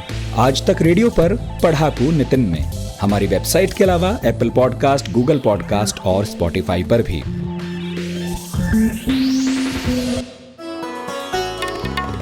आप सुन रहे हैं आज तक रेडियो। Welcome back. आज तक रेडियो पर आप 3 ताल सुन रहे हैं। 49वां एपिसोड है ये, कमलेश ताऊ पाणिनी बाबा और मेरे यानी कुलदीप सरदार के साथ। और अब बात करनी है उन चिंताओं पर जिनमें ये कहा गया है कि झारखंड को बिहार नहीं बनने देंगे भाषा और संस्कृति के मोर्चे पर। तो उप मुख्यमंत्रियों पर तो बात की हमने, पर मुख्यमंत्री हैं झारखंड के हेमंत सोरेन। उन्होंने कहा है कि भोजपुरी और मगही बिहार की भाषा है, झारखंड की नहीं, तो झारखंड का बिहारीकरण क्यों किया जाए। इन दोनों भाषाओं को बोलने वाले लोग बहुत डोमिनेटिंग होते हैं। झारखंड आंदोलन के दौरान आंदोलनकारियों की छाती पर पैर रखकर महिलाओं की इज्जत लूटते वक्त भोजपुरी भाषा में ही गालियां दी जाती थी। झारखंड आंदोलन क्षेत्रीय भाषाओं के दम पे लड़ा गया, भोजपुरी या मगही भाषा की बदौलत नहीं। लिहाजा किसी भी हालत में झारखंड का बिहारीकरण नहीं होने देंगे, ये हेमंत सोरेन का बयान। और झारखंड 28वां राज्य है देश का, 21 साल पहले ये वजूद में आया। आदिवासी बहुल है, मुंडा, उरांव और संथाल जनजातियां बड़ी संख्या में हैं। ताऊ, आप अविभाजित बिहार में जन्मे और अब देवघर में आपका घर है जो अब झारखंड में है। दिल्ली और मुंबई जैसे बड़े शहरों में लोग अरसे तक बिहार और झारखंड को एक ही जैसा समझते रहे हैं कि महेंद्र सिंह धोनी के आने से पहले तक। अब भी मतलब जो लोग तस्वीर बनाते हैं एक बिहारी व्यक्ति की और एक झारखंडी व्यक्ति की, उसकी पहचान, उसका पहनावा, उसकी भाषा, उसकी बोली, उसका शैक्षिक सामाजिक स्तर, मतलब एक एवरेज बिहारी और एक एवरेज झारखंडी व्यक्ति की तस्वीर बहुत सारे लोग अब भी अपने जहन में एक जैसी बनाते हैं। तो पहले आपसे ही शुरू करना चाहते हैं कि कितना अंतर, कितनी समानताएं हैं, कितने कॉन्फ्लिक्ट्स हैं दोनों प्रदेशों के भाषा और कल्चर में। देखिए, झारखंड और बिहार का विभाजन और झारखंड का बनना भाषा के आधार पर नहीं हुआ था, क्षेत्र के आधार पर हुआ था। और जब तक बिहार था तो सब लोग की भाषा जो है आंचलिक वैसी थी। जब झारखंड बना तो भोजपुरी बोलने वाले कुछ इलाके भी झारखंड में चले गए। मगही का एक रूप है खोरठा, जो कि देवघर में बोला जाता है। देवघर में अंगिका और खोरठा बोला जाता है, दोनों बिहार की भाषाएं हैं। जो आदिवासी हैं वो आदिवासी भाषाएं बोलते हैं। जैसे संताल परगना का हिस्सा है देवघर, तो संताली भी बोलते हैं। पर जो लिंक लैंग्वेज है आदिवासियों और बाकी लोगों के बीच, वो खोरठा है। कोई 8-10 जिलों में, देवघर के अराउंड, धनबाद, रामगढ़, गिरिडीह, वो मगही का एक रूप है। भोजपुरी क्षेत्र के बहुत सारे लोग धनबाद, रांची, जमशेदपुर ऐसे इलाकों में रहते हैं, वो अपनी भाषा बोलते हैं। हेमंत भाई जो है वो थोड़े से उद्वेलित हो रहे हैं कि भोजपुरी कोई संस्कृति है, ऐसा नहीं है। जो झारखंड में रह रहे हैं वो झारखंडी है राज्य की नागरिकता के हिसाब से। जहां तक रह गई बात संस्कृति की, तो आदिवासियों की संस्कृति बिल्कुल डिस्टिंक्ट है, लेकिन बाकी लोगों की संस्कृति आदिवासियों जैसी नहीं है, और इसमें कोई बुरी बात नहीं। ये लोग अलग अलग लोग हैं। डाइवर्सिटी जब हम बोलते हैं कि भारत अनेकता में एकता का एक बहुत बड़ा उदाहरण है, तो झारखंड भी अनेकता में एकता का एक बहुत बड़ा उदाहरण है। जैसे बिहार में जो भाषाएं बोली जाती हैं, भोजपुरी से हम आइडेंटिफाई करते हैं बिहार को, क्योंकि भोजपुरी जो है वो उसके गाने बहुत बदनाम गाने पूरे देश भर में मशहूर हैं। तो वो जिला टॉप लागेलू, सारे लोगों को लगता है कि वो भोजपुरी भाषा ही बिहार की भाषा है, पर है नहीं ऐसा। जैसा मैं पहले बोल चुका हूँ, अंगिका जो है मेरी भाषा है, मातृभाषा, जो मेरे घर की भाषा है। मैथिली मेरी मम्मी जहाँ से आती थी मेरी, वहाँ की भाषा है। बच्चिका है जो तिरहुत में बोली जाती है, और वो भोजपुरी और मैथिली का मिक्स है। सुरजापुरी है जो कि बांग्ला और मैथिली का मिक्स है। तो भाषाएं मगही है, जो कि आपको पटना, जहानाबाद, गया, जो मगध का केंद्र रहा करता था, मगधी ही शायद इसका नाम होगा पहले, अभी मगही के रूप में जाना जाता है।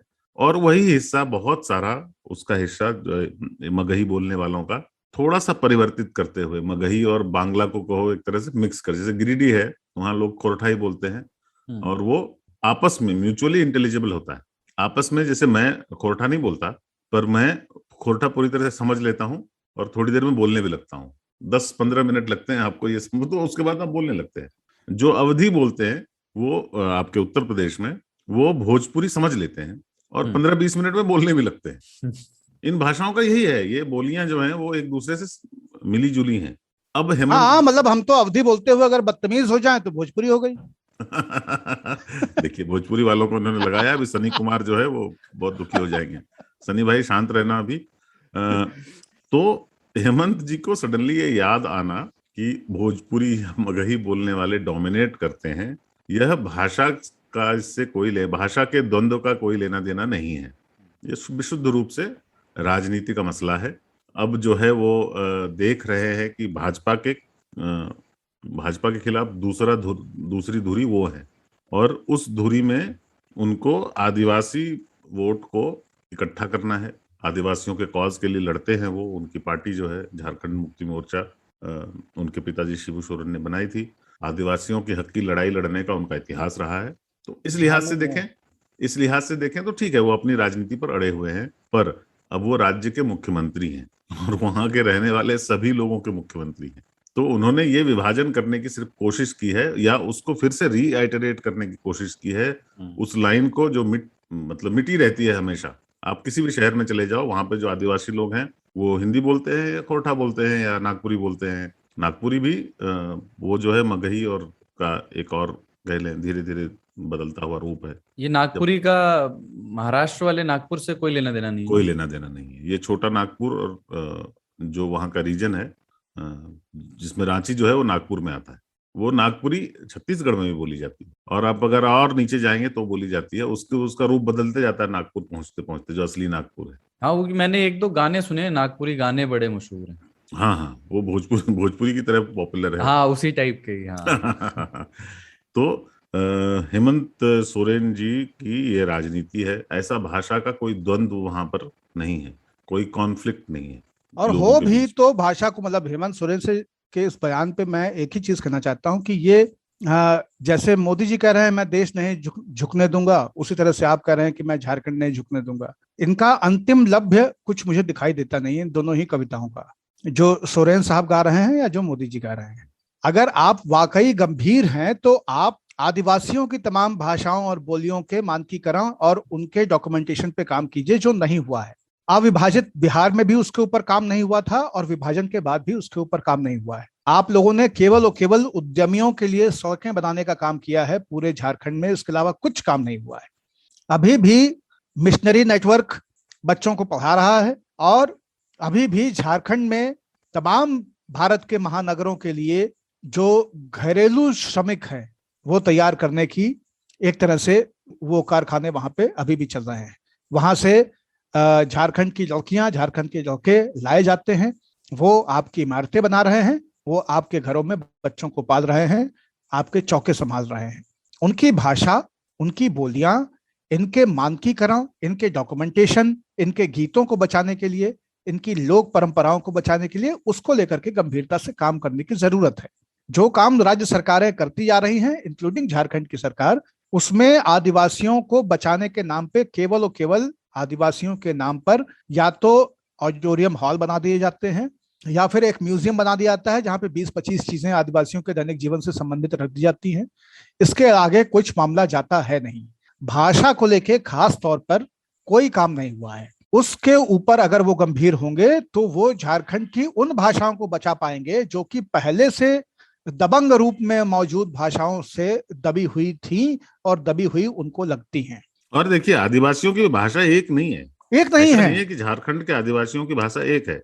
जो आदिवासी से संताली लोग हैं वो एकदम अलग है। संथाल परगना की भाषा और हजारीबाग, रांची के, कोडरमा के और पलामू के आदिवासियों की भाषा, उनमें कोई कंपैरिजन नहीं है। एकदम दोनों के फॉन्ट साइज अलग है। हाँ, और जैसे दोनों का फोनेटिक वैल्यू अलग है। भाषाएं हैं कुछ जो बोली जाती हैं। अब मतलब राजनीति तो अपनी जगह है।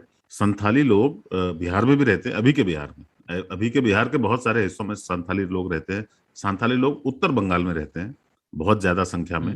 वहाँ के MP हैं लोग वहां से जो संथाली हैं। जंगल महल में संथाली लोग रहते हैं या बाकी लोग रहते हैं बंगाल में भी। अब जैसे खोरठा, जो कि गिरिडीह, देवघर, रामगढ़, हजारीबाग, कोडरमा ऐसे में बोली जाती है, वो मालदा में बोली जाती है जो पश्चिम बंगाल में।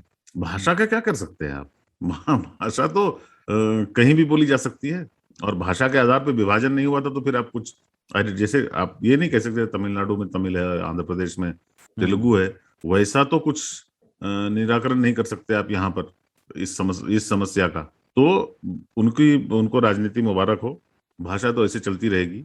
जो भोजपुरी बोलने वाले लोग हैं वो भोजपुरी बोलेंगे, कोई डोमिनेट नहीं करता। मैं नहीं मानता हूँ भोजपुरी डोमिनेट करती है। और खोरठा जो है वो झारखंड की भाषा है, वो हो सकता है वो कहीं और की भाषा नहीं है। जो मगधी जिसको बोल रहे हैं वो झारखंड की हाँ, भाषा है। अगर वो ज्यादा बिहार जगहों पर झारखंड में बोली जाती है। बिहार में तो सर जमुई डिस्ट्रिक्ट में थोड़ी मोड़ी बोली जाती है, जमुई चकाई ऐसे इलाकों में, बाकी तो वो झारखंड में बोली जाती है। वो झारखंड की ही भाषा है एक्चुअली। तो ये कहना कि बाहर के लोगों की भाषा है, ये हो सकता है वो गैर आदिवासी हों, पर वो क्षेत्र सिर्फ आदिवासियों का नहीं है। झारखंड का नाम आता है जंगल से, झारखंड, पर इसका अर्थ यह नहीं है कि समूचा जंगल है या सभी लोग जो वहां रहते हैं वो आदिवासी हैं, ऐसा भी नहीं है। झारखंड की आबादी की एक बड़ी संख्या आदिवासी है, ऐसा कह सकते हैं। ऐसा बहुत कम राज्यों में है कि बड़ी संख्या आदिवासी हो। वो झारखंड, छत्तीसगढ़ ऐसे जगहों पर है, पर बड़ी संख्या आदिवासियों की होने से आदिवासियों की भाषा को कोई खतरा नहीं है। मैं मतलब अविभाजित बिहार में और अभी के बिहार में भी संथाली टूटी फूटी समझ लेता हूँ, बोल नहीं पाता। वो इसलिए कि आप जिनके साथ रहते हो, चलते फिरते हो, उनकी भाषा थोड़ी थोड़ी समझ में आने लगती है, और वो भी आपकी भाषा बोलते हैं जब आपसे बात करना हो। और हिंदी जो है वो स्टेट का लैंग्वेज है झारखंड का भी। हिंदी को हटा दें फिर हेमंत भाई, और कोई भाषा बना दें, सभी स्वीकार कर लेंगे, क्या दिक्कत है इसमें। हिंदी वहां की भाषा है, जो राजभाषा है। जो लिंक लैंग्वेजेस हैं वो तो मिक्स हैं सबके, उसमें संथाली के भी वर्ड हैं, उसमें बांग्ला के भी वर्ड हैं, और उसमें हिंदी, भोजपुरी, मगधी सबके वर्ड हैं। सब मिला जुला करके वो बोलते हैं। खोरठा कोई मान्यता प्राप्त भाषा नहीं है, वो एक मिक्स है जो सबको समझ में आती है। अगर कोई आदमी संथाली बोलेगा तो हो सकता है दूसरा पूरी तरह से नहीं समझ पाए, और ये आदमी अगर हिंदी बोलेगा तो हो सकता है वो संथाल व्यक्ति ना समझ पाए। लेकिन बिल्कुल एक लिंक लैंग्वेज बोलते हैं तो दोनों को समझ में आती है। भाषा तो इसी के लिए है, हम एक दूसरे को समझें। वो ये बात वो समझ नहीं पा रहे, और वो या नहीं तो, समझने का नाटक करते हैं। और जिस पे मेरा जोर है कि तमाम सारी ट्राइबल डायलेक्ट्स और लैंग्वेजेस को उनके मानकीकरण के ऊपर काम करने की जरूरत है, क्योंकि समय के साथ भाषा कई सारे शब्दों को खोती जाती है और कई नए शब्दों को आंगीकृत करती जाती है। भाषाएं ऐसी ही समावेशी होती हैं, उनमें से कुछ शब्द छटनी हो जाते हैं क्योंकि इस्तेमाल खत्म हो जाता है, और कुछ शब्द नए आ जाते हैं क्योंकि उनका इस्तेमाल अपरिहार्य हो जाता है, जरूरी हो जाता है। तो इसलिए मानकीकरण के ऊपर काम करना चाहिए। मानकीकरण का मतलब केवल ये नहीं होता है कि उसको ग्रामर के हिसाब से या एक सांचे के हिसाब से बांध दें, बल्कि डॉक्यूमेंट करें। तो लैंग्वेजेस का डॉक्यूमेंटेशन बहुत जरूरी है, और लैंग्वेजेस के डॉक्यूमेंटेशन के ऊपर मेरा जोर इसलिए होता है क्योंकि वो केवल गद्य के संदर्भ में नहीं होता है कि जो रिटन प्रोज है या जो डायलेक्टिकल बोलने का तरीका है उसके स्तर तक हो। भाषाओं और बोलियों के डॉक्यूमेंटेशन का एक बहुत इंपॉर्टेंट हिस्सा होता है उनकी प्रैक्टिसिंग लैंग्वेज और उनका कल्चरल ट्रेडिशनल एग्जिस्टेंस। सांस्कृतिक रूप से उस भाषा में कौन सी बोलियां, कौन से मुहावरे, कौन से गीत, कौन से चुटकुले, कौन सी कथाएं पारंपरिक, इन सारी लोक कथाओं का जो संदर्भ है, उन सब के डॉक्यूमेंटेशन पे काम होना चाहिए। इस तरह से आप भाषा को बचाते हैं जब आप उसको समेकित भाव से देखते हैं। भाषा को केवल भाषा तक नहीं रखते हैं, भाषा को खुद एक संस्कृति मान करके जब आप उसे डॉक्यूमेंट करते हैं तो उस भाषा का काफी कल्याण होता है, काफी उस भाषा को लाभ मिलता है। तो उस तरह की चीजों के ऊपर काम करने की जरूरत है। सुरेंद्र भाई, आधी छोड़ पूरी को धाए, ना आधी मिले ना पूरी पाए, इस स्थिति में आप ना जाएं। आप भारतीय राजनीति के नवोदित चेहरों में हैं। आपकी वेदना, उद्वेग और ऊष्मा, ये सारी चीजें समझ में आती हैं, लेकिन इस ताप को और इस भाव को सही दिशा दें ताकि कुछ कायदे की चीजें पकें। वो भी एक कहावत है ना, अभी जो आप बात कर रहे थे उससे याद आई कि a language is a dialect with an army and a navy। तो वो वही बात है, आर्मी क्रिएट की जा रही है, आर्मी क्रिएट। हाँ, बिजार खबर की ओर बढ़ते हैं क्योंकि समय भी अब कम है और चिट्ठियां भी लेनी है। बिजार खबर दूसरी आज की बिहार के खगड़िया से आई है, और आप लोगों ने खबर सुनी ही होगी। ये बख्तियारपुर गांव की ये खबर है।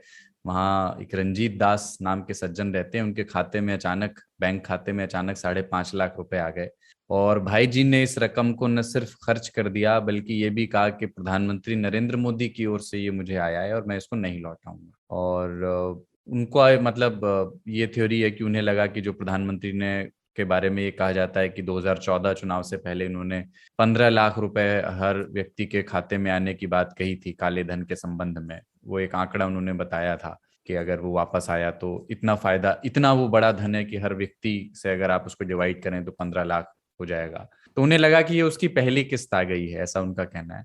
और बाद में हालांकि उनको बैंक ने वापसी को लेकर के नोटिस दिया और उन्होंने जब वापस नहीं किया तो पुलिस ने बाद में उन्हें अरेस्ट भी किया, यहाँ तक की खबर आई थी। मैं अगरबत्ती जलाना चाहता हूँ रंजीत भाई के सामने कि उन्होंने ये बहाना खोजा। आप लोगों को बिजार लगा इसमें कुछ, या ये लगा कि ये तो बड़ी कॉमन प्रैक्टिस है भारत में, जब कभी गलती से किसी के खाते में पैसे चले जाते हैं तो सामने वाला उसको लौटाने से बिल्कुल इनकार कर सकता है, विड्रॉ कर सकता है, उसकी लीगैलिटी बहुत ही वीक हो जाती है। अरे पर कॉमन कहाँ है यार, हम तो इंतजार कर रहे हैं, इतने साल बरस बीत गए, हम इंतजार कर रहे हैं कि ऐसा कोई कॉमन चीज हमारे साथ हो जाए। ये भी कटिहार के 2 बच्चों के खाते में 956 करोड़ आ गए। हाँ, अब सुन के ही आदमी चौंक जाता है।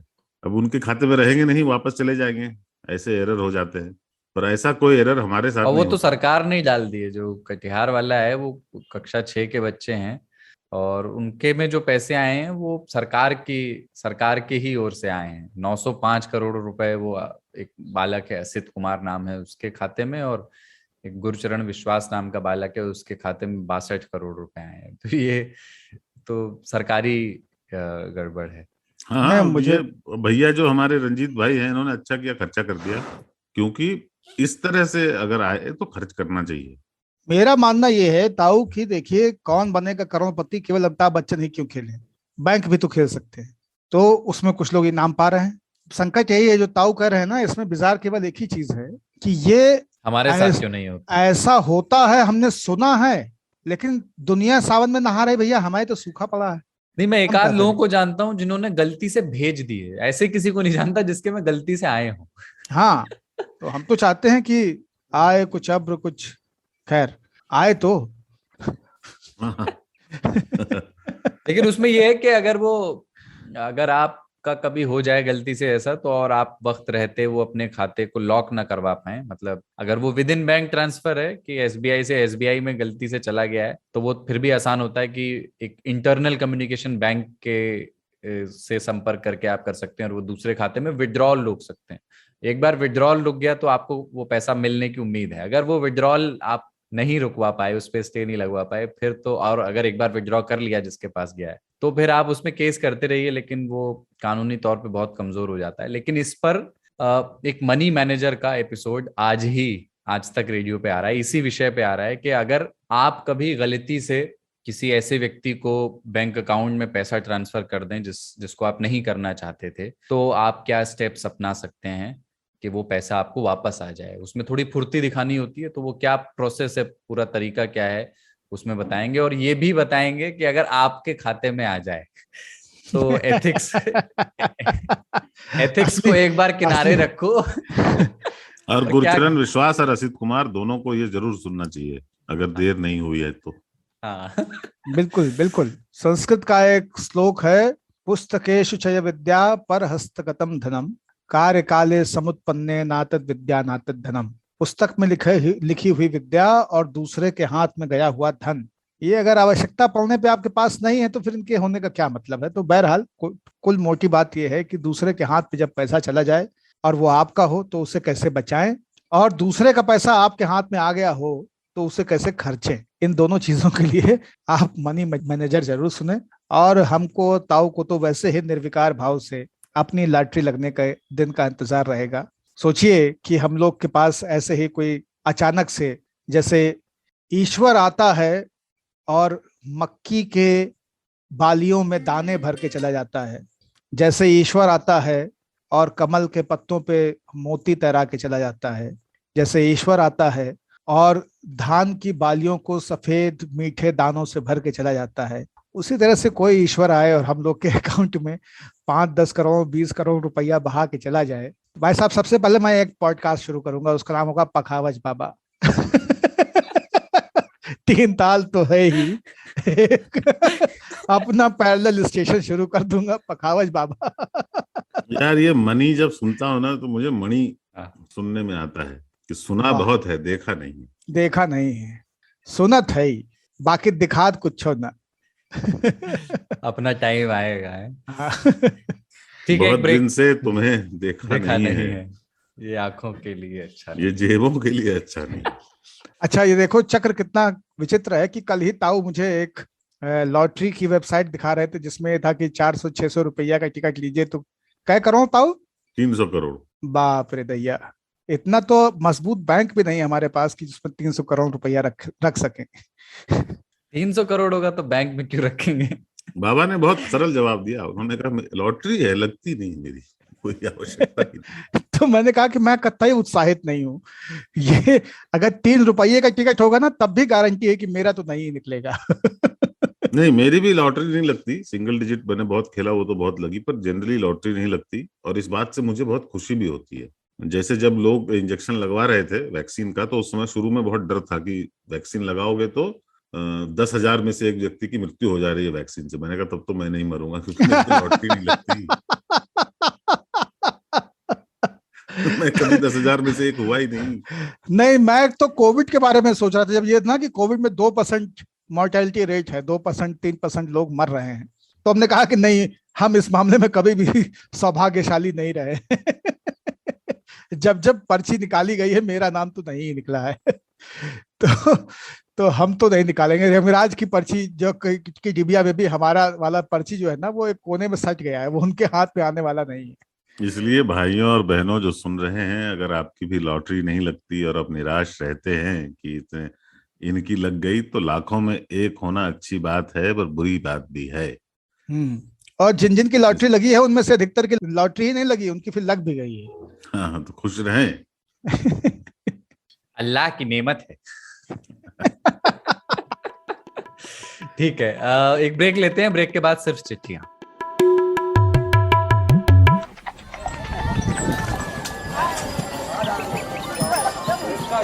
ऐसा है, खेल इस बात का है ये नहीं कि आप कितना कमाते हैं, खेल गुरु इस बात का है कि आप कितना बचाते हो। अब कैसे बचाएं? ये बैंक और बाजार की ये टेढ़ी मेढ़ी बातें गले तो उतरती नहीं हैं। अरे तो महाराज उनसे मिलिए ना, अपने मनी मैनेजर से। आपके बटुए से जुड़ी हर सलाह एकदम मुफ्त। और शायरी सुनिए, पैसे से जुड़ा है कोई भी शक, आस्क बेझिझक।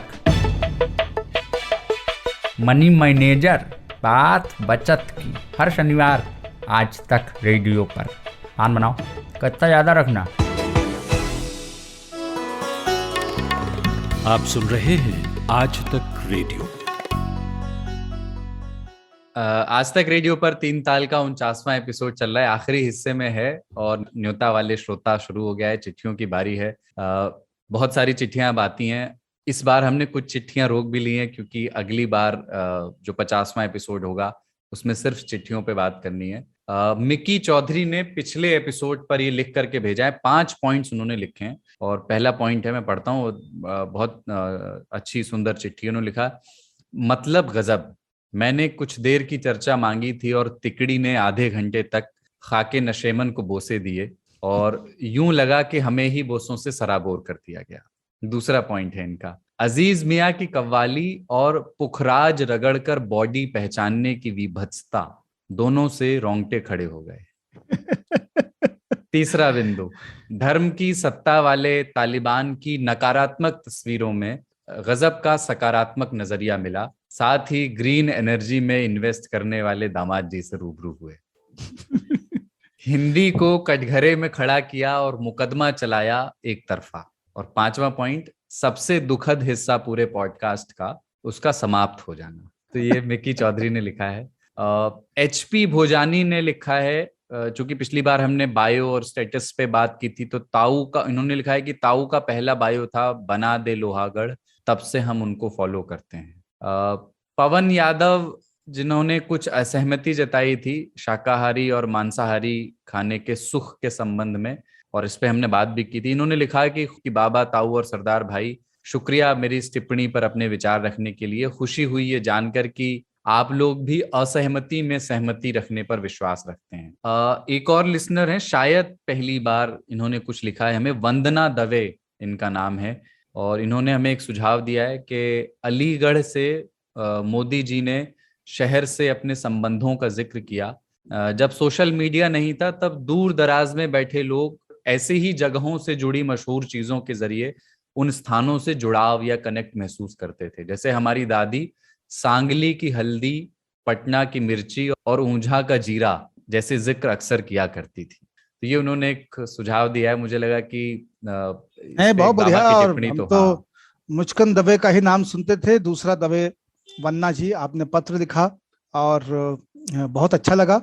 और ये बिल्कुल होता है। देखिए आज भी मैंने अपने आप को ईरान की मिठाइयों से जोड़ा, तो ऐसा नहीं कि मोदी जी बेचारे अकेले हैं इस मामले में, हम लोग तो दौर से ही गुजर रहे हैं, हर हर मोदी घर घर मोदी वाले से।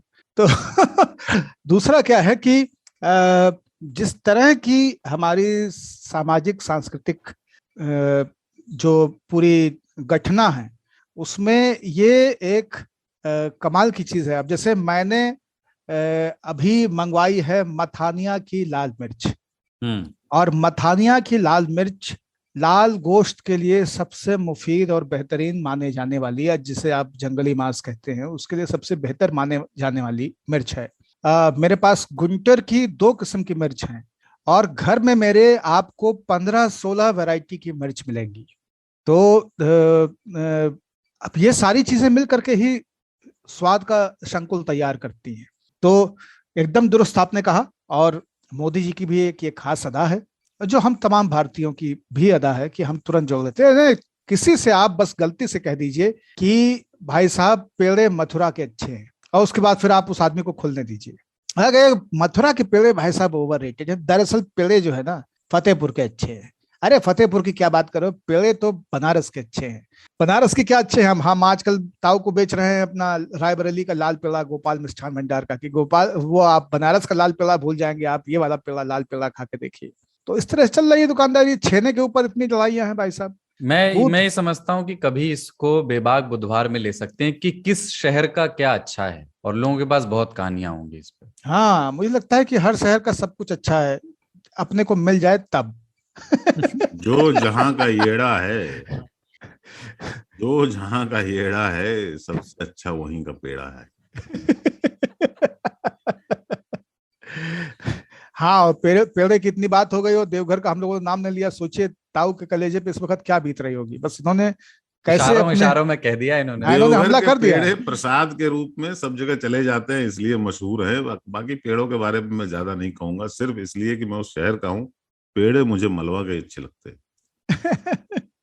मलबा के पेड़े में जो है ना वो ताऊ जो बाबा उससे सहमत नहीं है। वो बाबा हाँ, मलबा के पेड़े में एक मिल्क पाउडर वाली स्मेल है, जो कि ये आपका कौन सा है कोऑपरेटिव दूध वाला बिहार का, सुधा के पेड़े में और मलबा के पेड़े में एक कॉमनैलिटी है।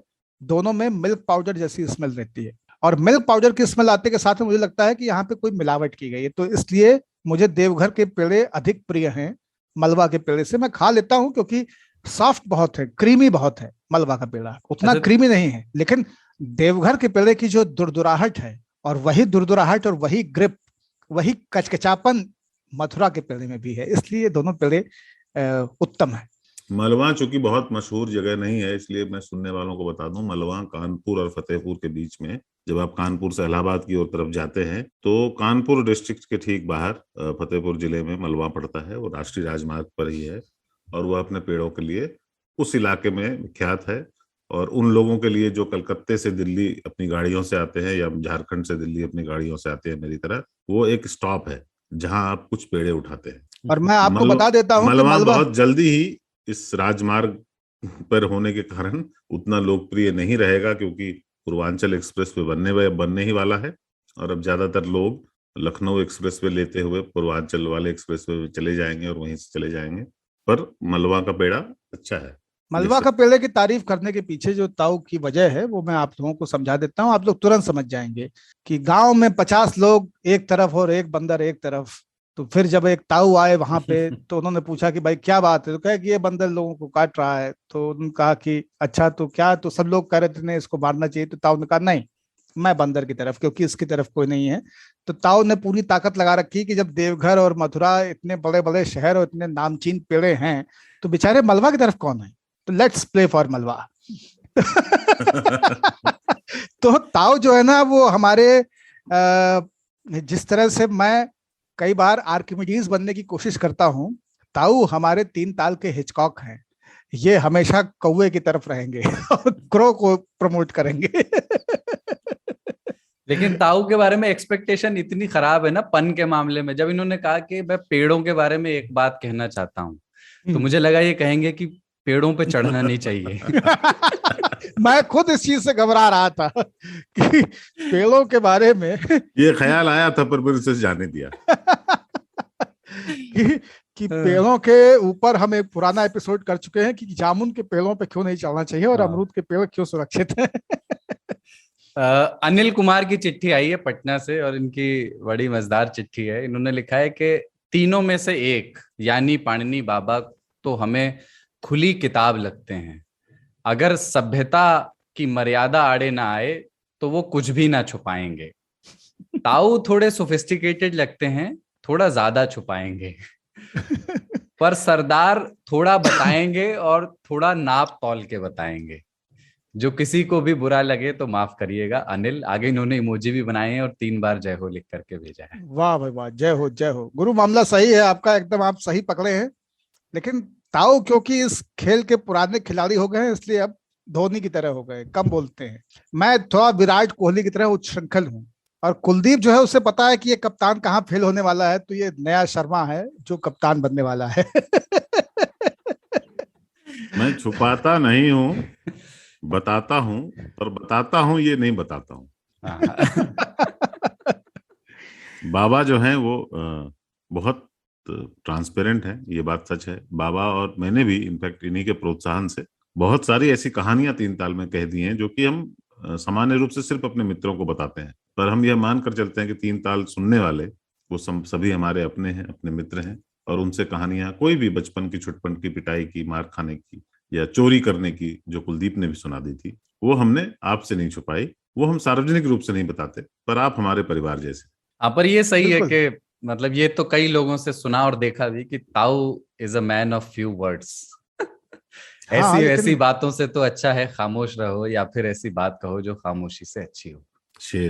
शेर आ गया। अभिषेक जुनेजा ने लिखा है, और ये इन्होंने बाबा को के लिए भी ज्यादा संबोधित है, वैसे तीनों को संबोधित लिखा है, आखिरी पंक्ति बाबा के लिए उन्होंने लिखा है कि मेरा बाबा, ताऊ और कुलदीप जी से अनुरोध है कि हर हफ्ते कुछ पढ़ने, देखने या सुनने के लिए रेकमेंड करें।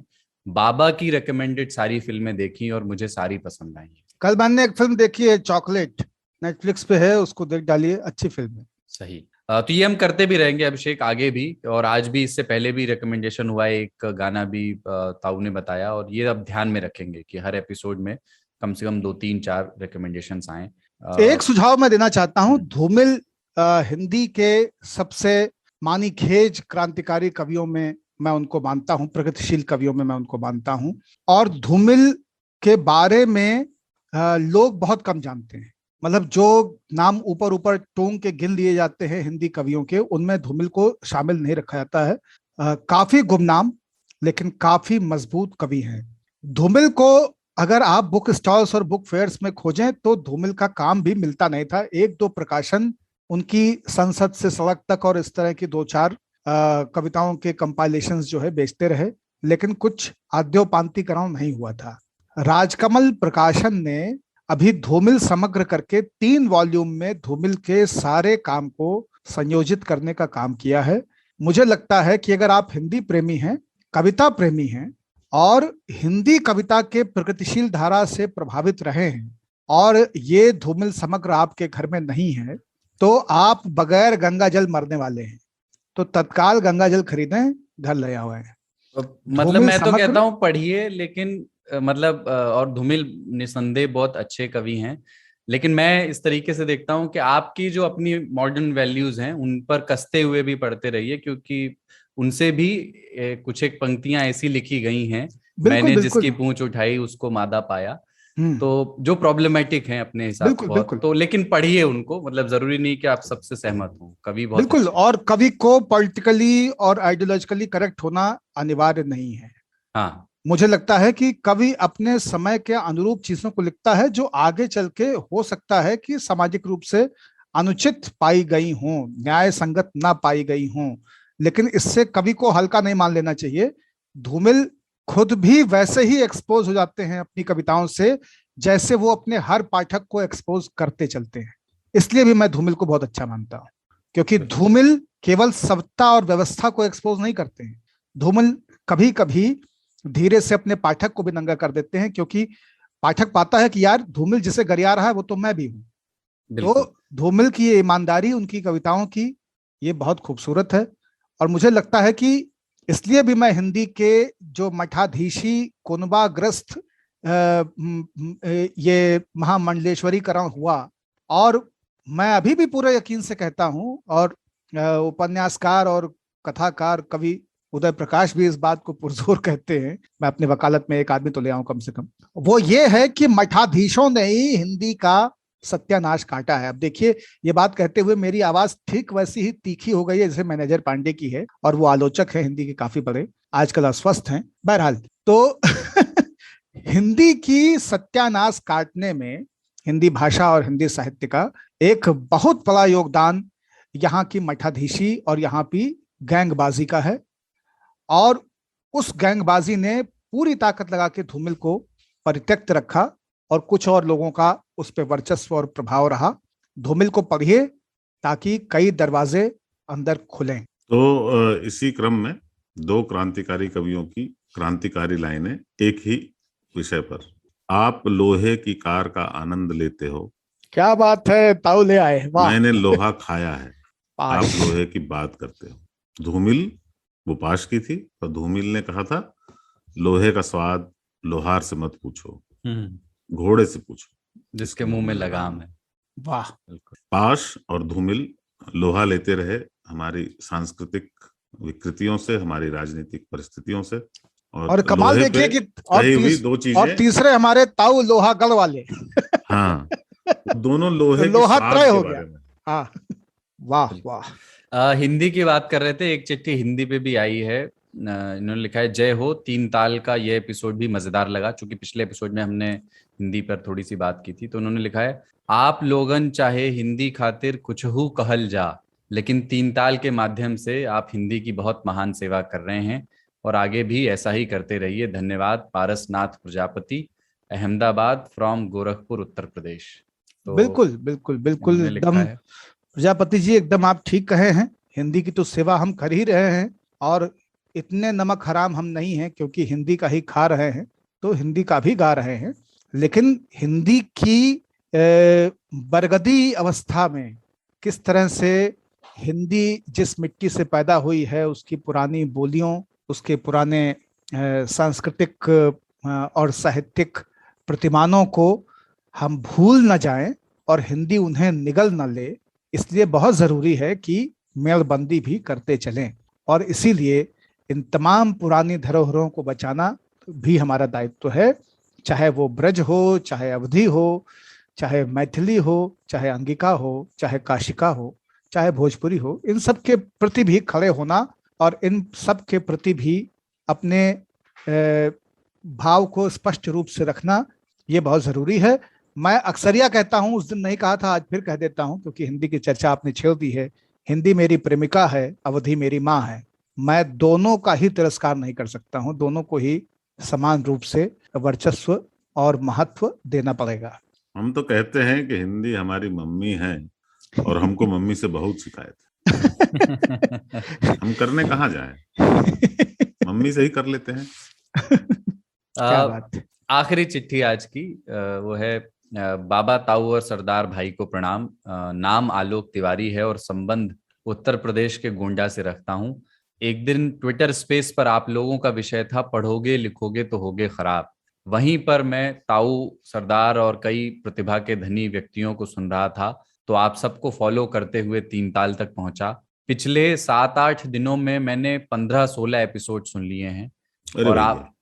और आप लोगों का अंदाज और बेबाकी इस शो को खास बनाता है। स्वर सम्राट भाई कुलदीप सरदार के द्वारा पिछले किसी एपिसोड में वादा किया गया था कि हम आने वाले एपिसोड में कभी पश्चिमी लोगों और कल्चर पे बात करेंगे, और क्योंकि अभी हम इस ज्ञान की दुनिया में नवजात बालक हैं, और मैं जहां तक मानता हूं कि आप लोगों की ओर से दिया जा रहा अलग नजरिया, अलग दृष्टिकोण हमारे व्यक्तित्व निर्माण में भूमिका निभा सकता है, तो कभी इस पर भी बात कीजिएगा। तो इनकी चिट्ठी ये आई है, इन्होंने 15-16 एपिसोड सुन लिए हैं।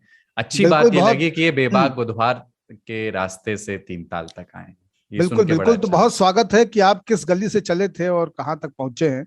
और बहुत मतलब मैं आह्लादित हूँ ये सोच करके भी कि अभी तो हाल फिलहाल की बात है, मेरे ख्याल से हफ्ते 2 हफ्ते पहले की, जब हम पढ़ोगे लिखोगे वाली बात कर रहे थे, और उसके बाद में आपने इतने सारे एपिसोड निपटा दिए हैं। इस तेजी से तो मैं नेटफ्लिक्स पे सीरीज भी नहीं देख पाता हूँ। तो कमाल किए हैं गुरु आप, एकदम जा झार के वाले मोड में आपने जो है उसमें वैसे एक तरीका है, जो लोग नए और बाद में जुड़े हैं ना 3 ताल से, और वो पिछले एपिसोड सुनना चाहते हैं और उतना समय नहीं है, तो ज्यादातर जो पॉडकास्टिंग प्लेटफॉर्म है, गूगल और एप्पल और स्पॉटिफाई, इन सभी जगहों पर प्ले की स्पीड बढ़ाने का एक ऑप्शन होता है। अभी 1x पे आप चलाते हैं जो ओरिजिनल है, उसको आप 1.25 या 1.5 भी कर सकते हैं, अगर आप सहज हो, आप अपनी सहजता देख लें आपको कितने में बात समझ में आ रही है।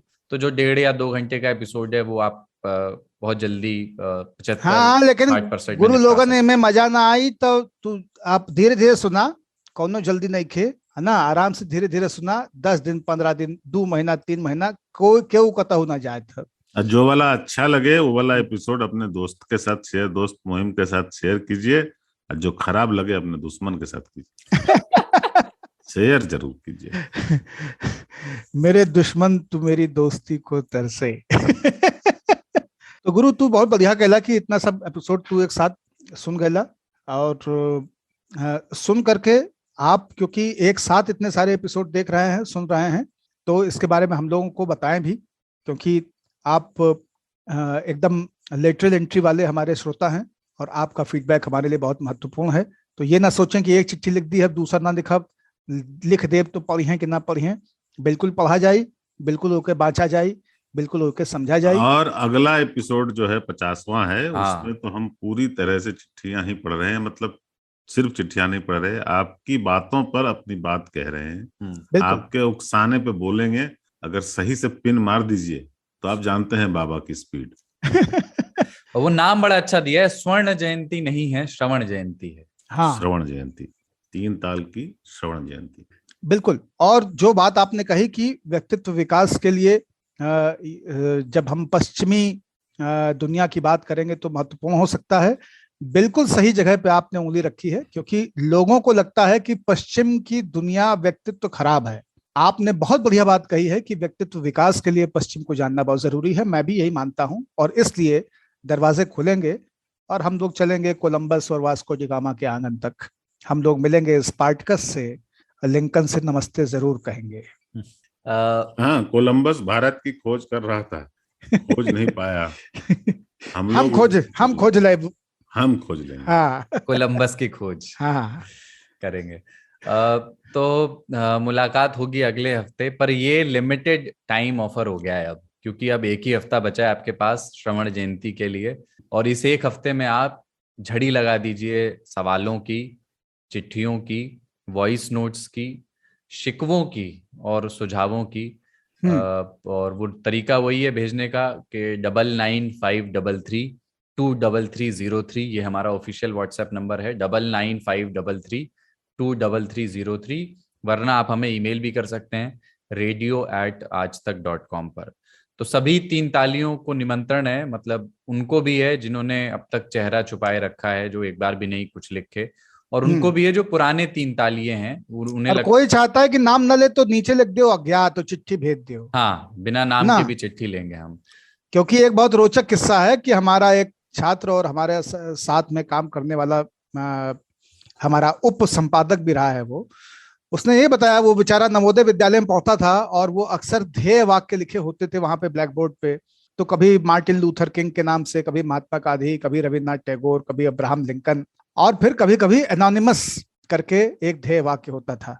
तो वो अपने जीवन में 1-2 साल तक ये समझता रहा कि एनोनिमस भी कोई दार्शनिक या कोई बड़े विचारक हैं जो कि बहुत फ्रीक्वेंटली आते रहते हैं, इसलिए ये और भी बड़े विचारक हैं। बाकियों की फ्रीक्वेंसी इतनी नहीं है जितनी एनोनिमस की है। मैं भी अज्ञात को कभी बहुत समय तक किसी कवि का तखल्लुस समझता था।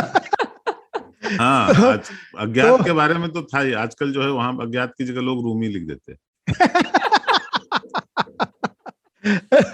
रूमी और बच्चन। तो हाँ, और पहली पाती आपने पढ़ी थी मनी भाई की मेरे ख्याल से, मिक्की भाई की। हाँ मिक्की हाँ चौधरी। हाँ, तो मिक्की जी का पत्र जो है उसके ऊपर मैं कोई टिप्पणी नहीं कर पाया। टिप्पणी लायक आपने हमें छोड़ा भी नहीं, क्योंकि आपने आद्योपांतिकरण कर दिया उस पूरे एपिसोड का। 5 छोटे सूत्रों में, पंचसूत्र में आपने उस पूरे 3 ताल का सार संक्षेपण कर दिया। मिक्की भाई लिखते रहें, पढ़ के मजा आता है जब आप इस तरह से उत्साह बढ़ा देते हैं ना, तो एक करेजबा जो चौलियाए जात।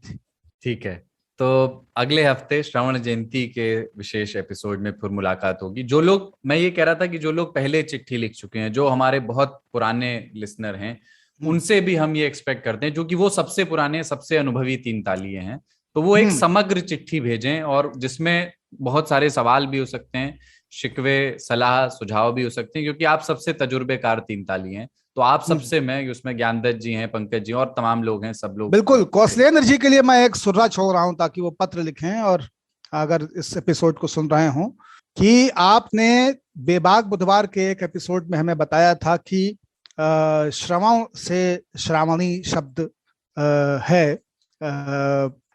मुझे लगता है कि मैं भाषा विज्ञान की दृष्टि से देखूं तो उससे असहमत होता हूं, और मैं समझता हूं कि श्राव से श्रावणी है। श्राव यानी बहना, श्रव यानी सुनना। तो इसके ऊपर भी आप देखें कि ग्रंथ क्या कहते हैं। मैं श्रव को, श्रव से और श्रव्य धातु से श्रावण या श्रावणी के उद्भव को एक तार्किक कारण नहीं पाता हूं उसके पीछे का। मैं श्राव में श्राव होता है, श्रवण में श्रवण होता है, वो हाँ, तो इसीलिए मैंने और सा का फर्क है। हाँ, तो मैं शाह और सा के फर्क के लिए ही उनसे कौशलेंद्र जी बता पाएंगे। ठीक है, एक मैंने इसलिए मैंने तुर्रा छोड़ा है कि अब आप उसके ऊपर थोड़ा सा अध्ययन करें, देखें, और जो पुस्तकें आपने हमें बताई हैं कि कैसे विद्यापति ने शाक्य और शक्ति के बारे में, शैव परंपरा के बारे में भी लिखा है, उसके बारे में भी आप हम लोग को अवगत कराएंगे। ठीक है, अगले एपिसोड में फिर मुलाकात होगी। बाबा, ताऊ और सरदार की ओर से जय हो। जय हो, जय हो, जय हो, जय हो, जय हो।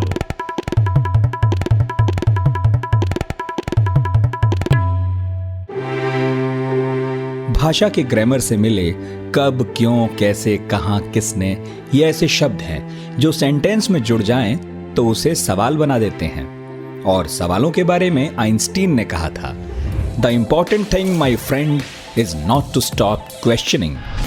At the stroke of the midnight hour, when the world sleeps, I'm going to make him an offer he can't refuse. सत्ता का खेल तो चलेगा, सरकारें आएंगी जाएंगी, मगर मेरे कमरे में किताबों के सिवा कुछ भी नहीं। मैं हूं नितिन ठाकुर और लेकर आया हूं एक ऐसा पॉडकास्ट जिसमें हम हर टॉपिक का रेशा रेशा खुलने तक सवाल पूछने से थकते नहीं।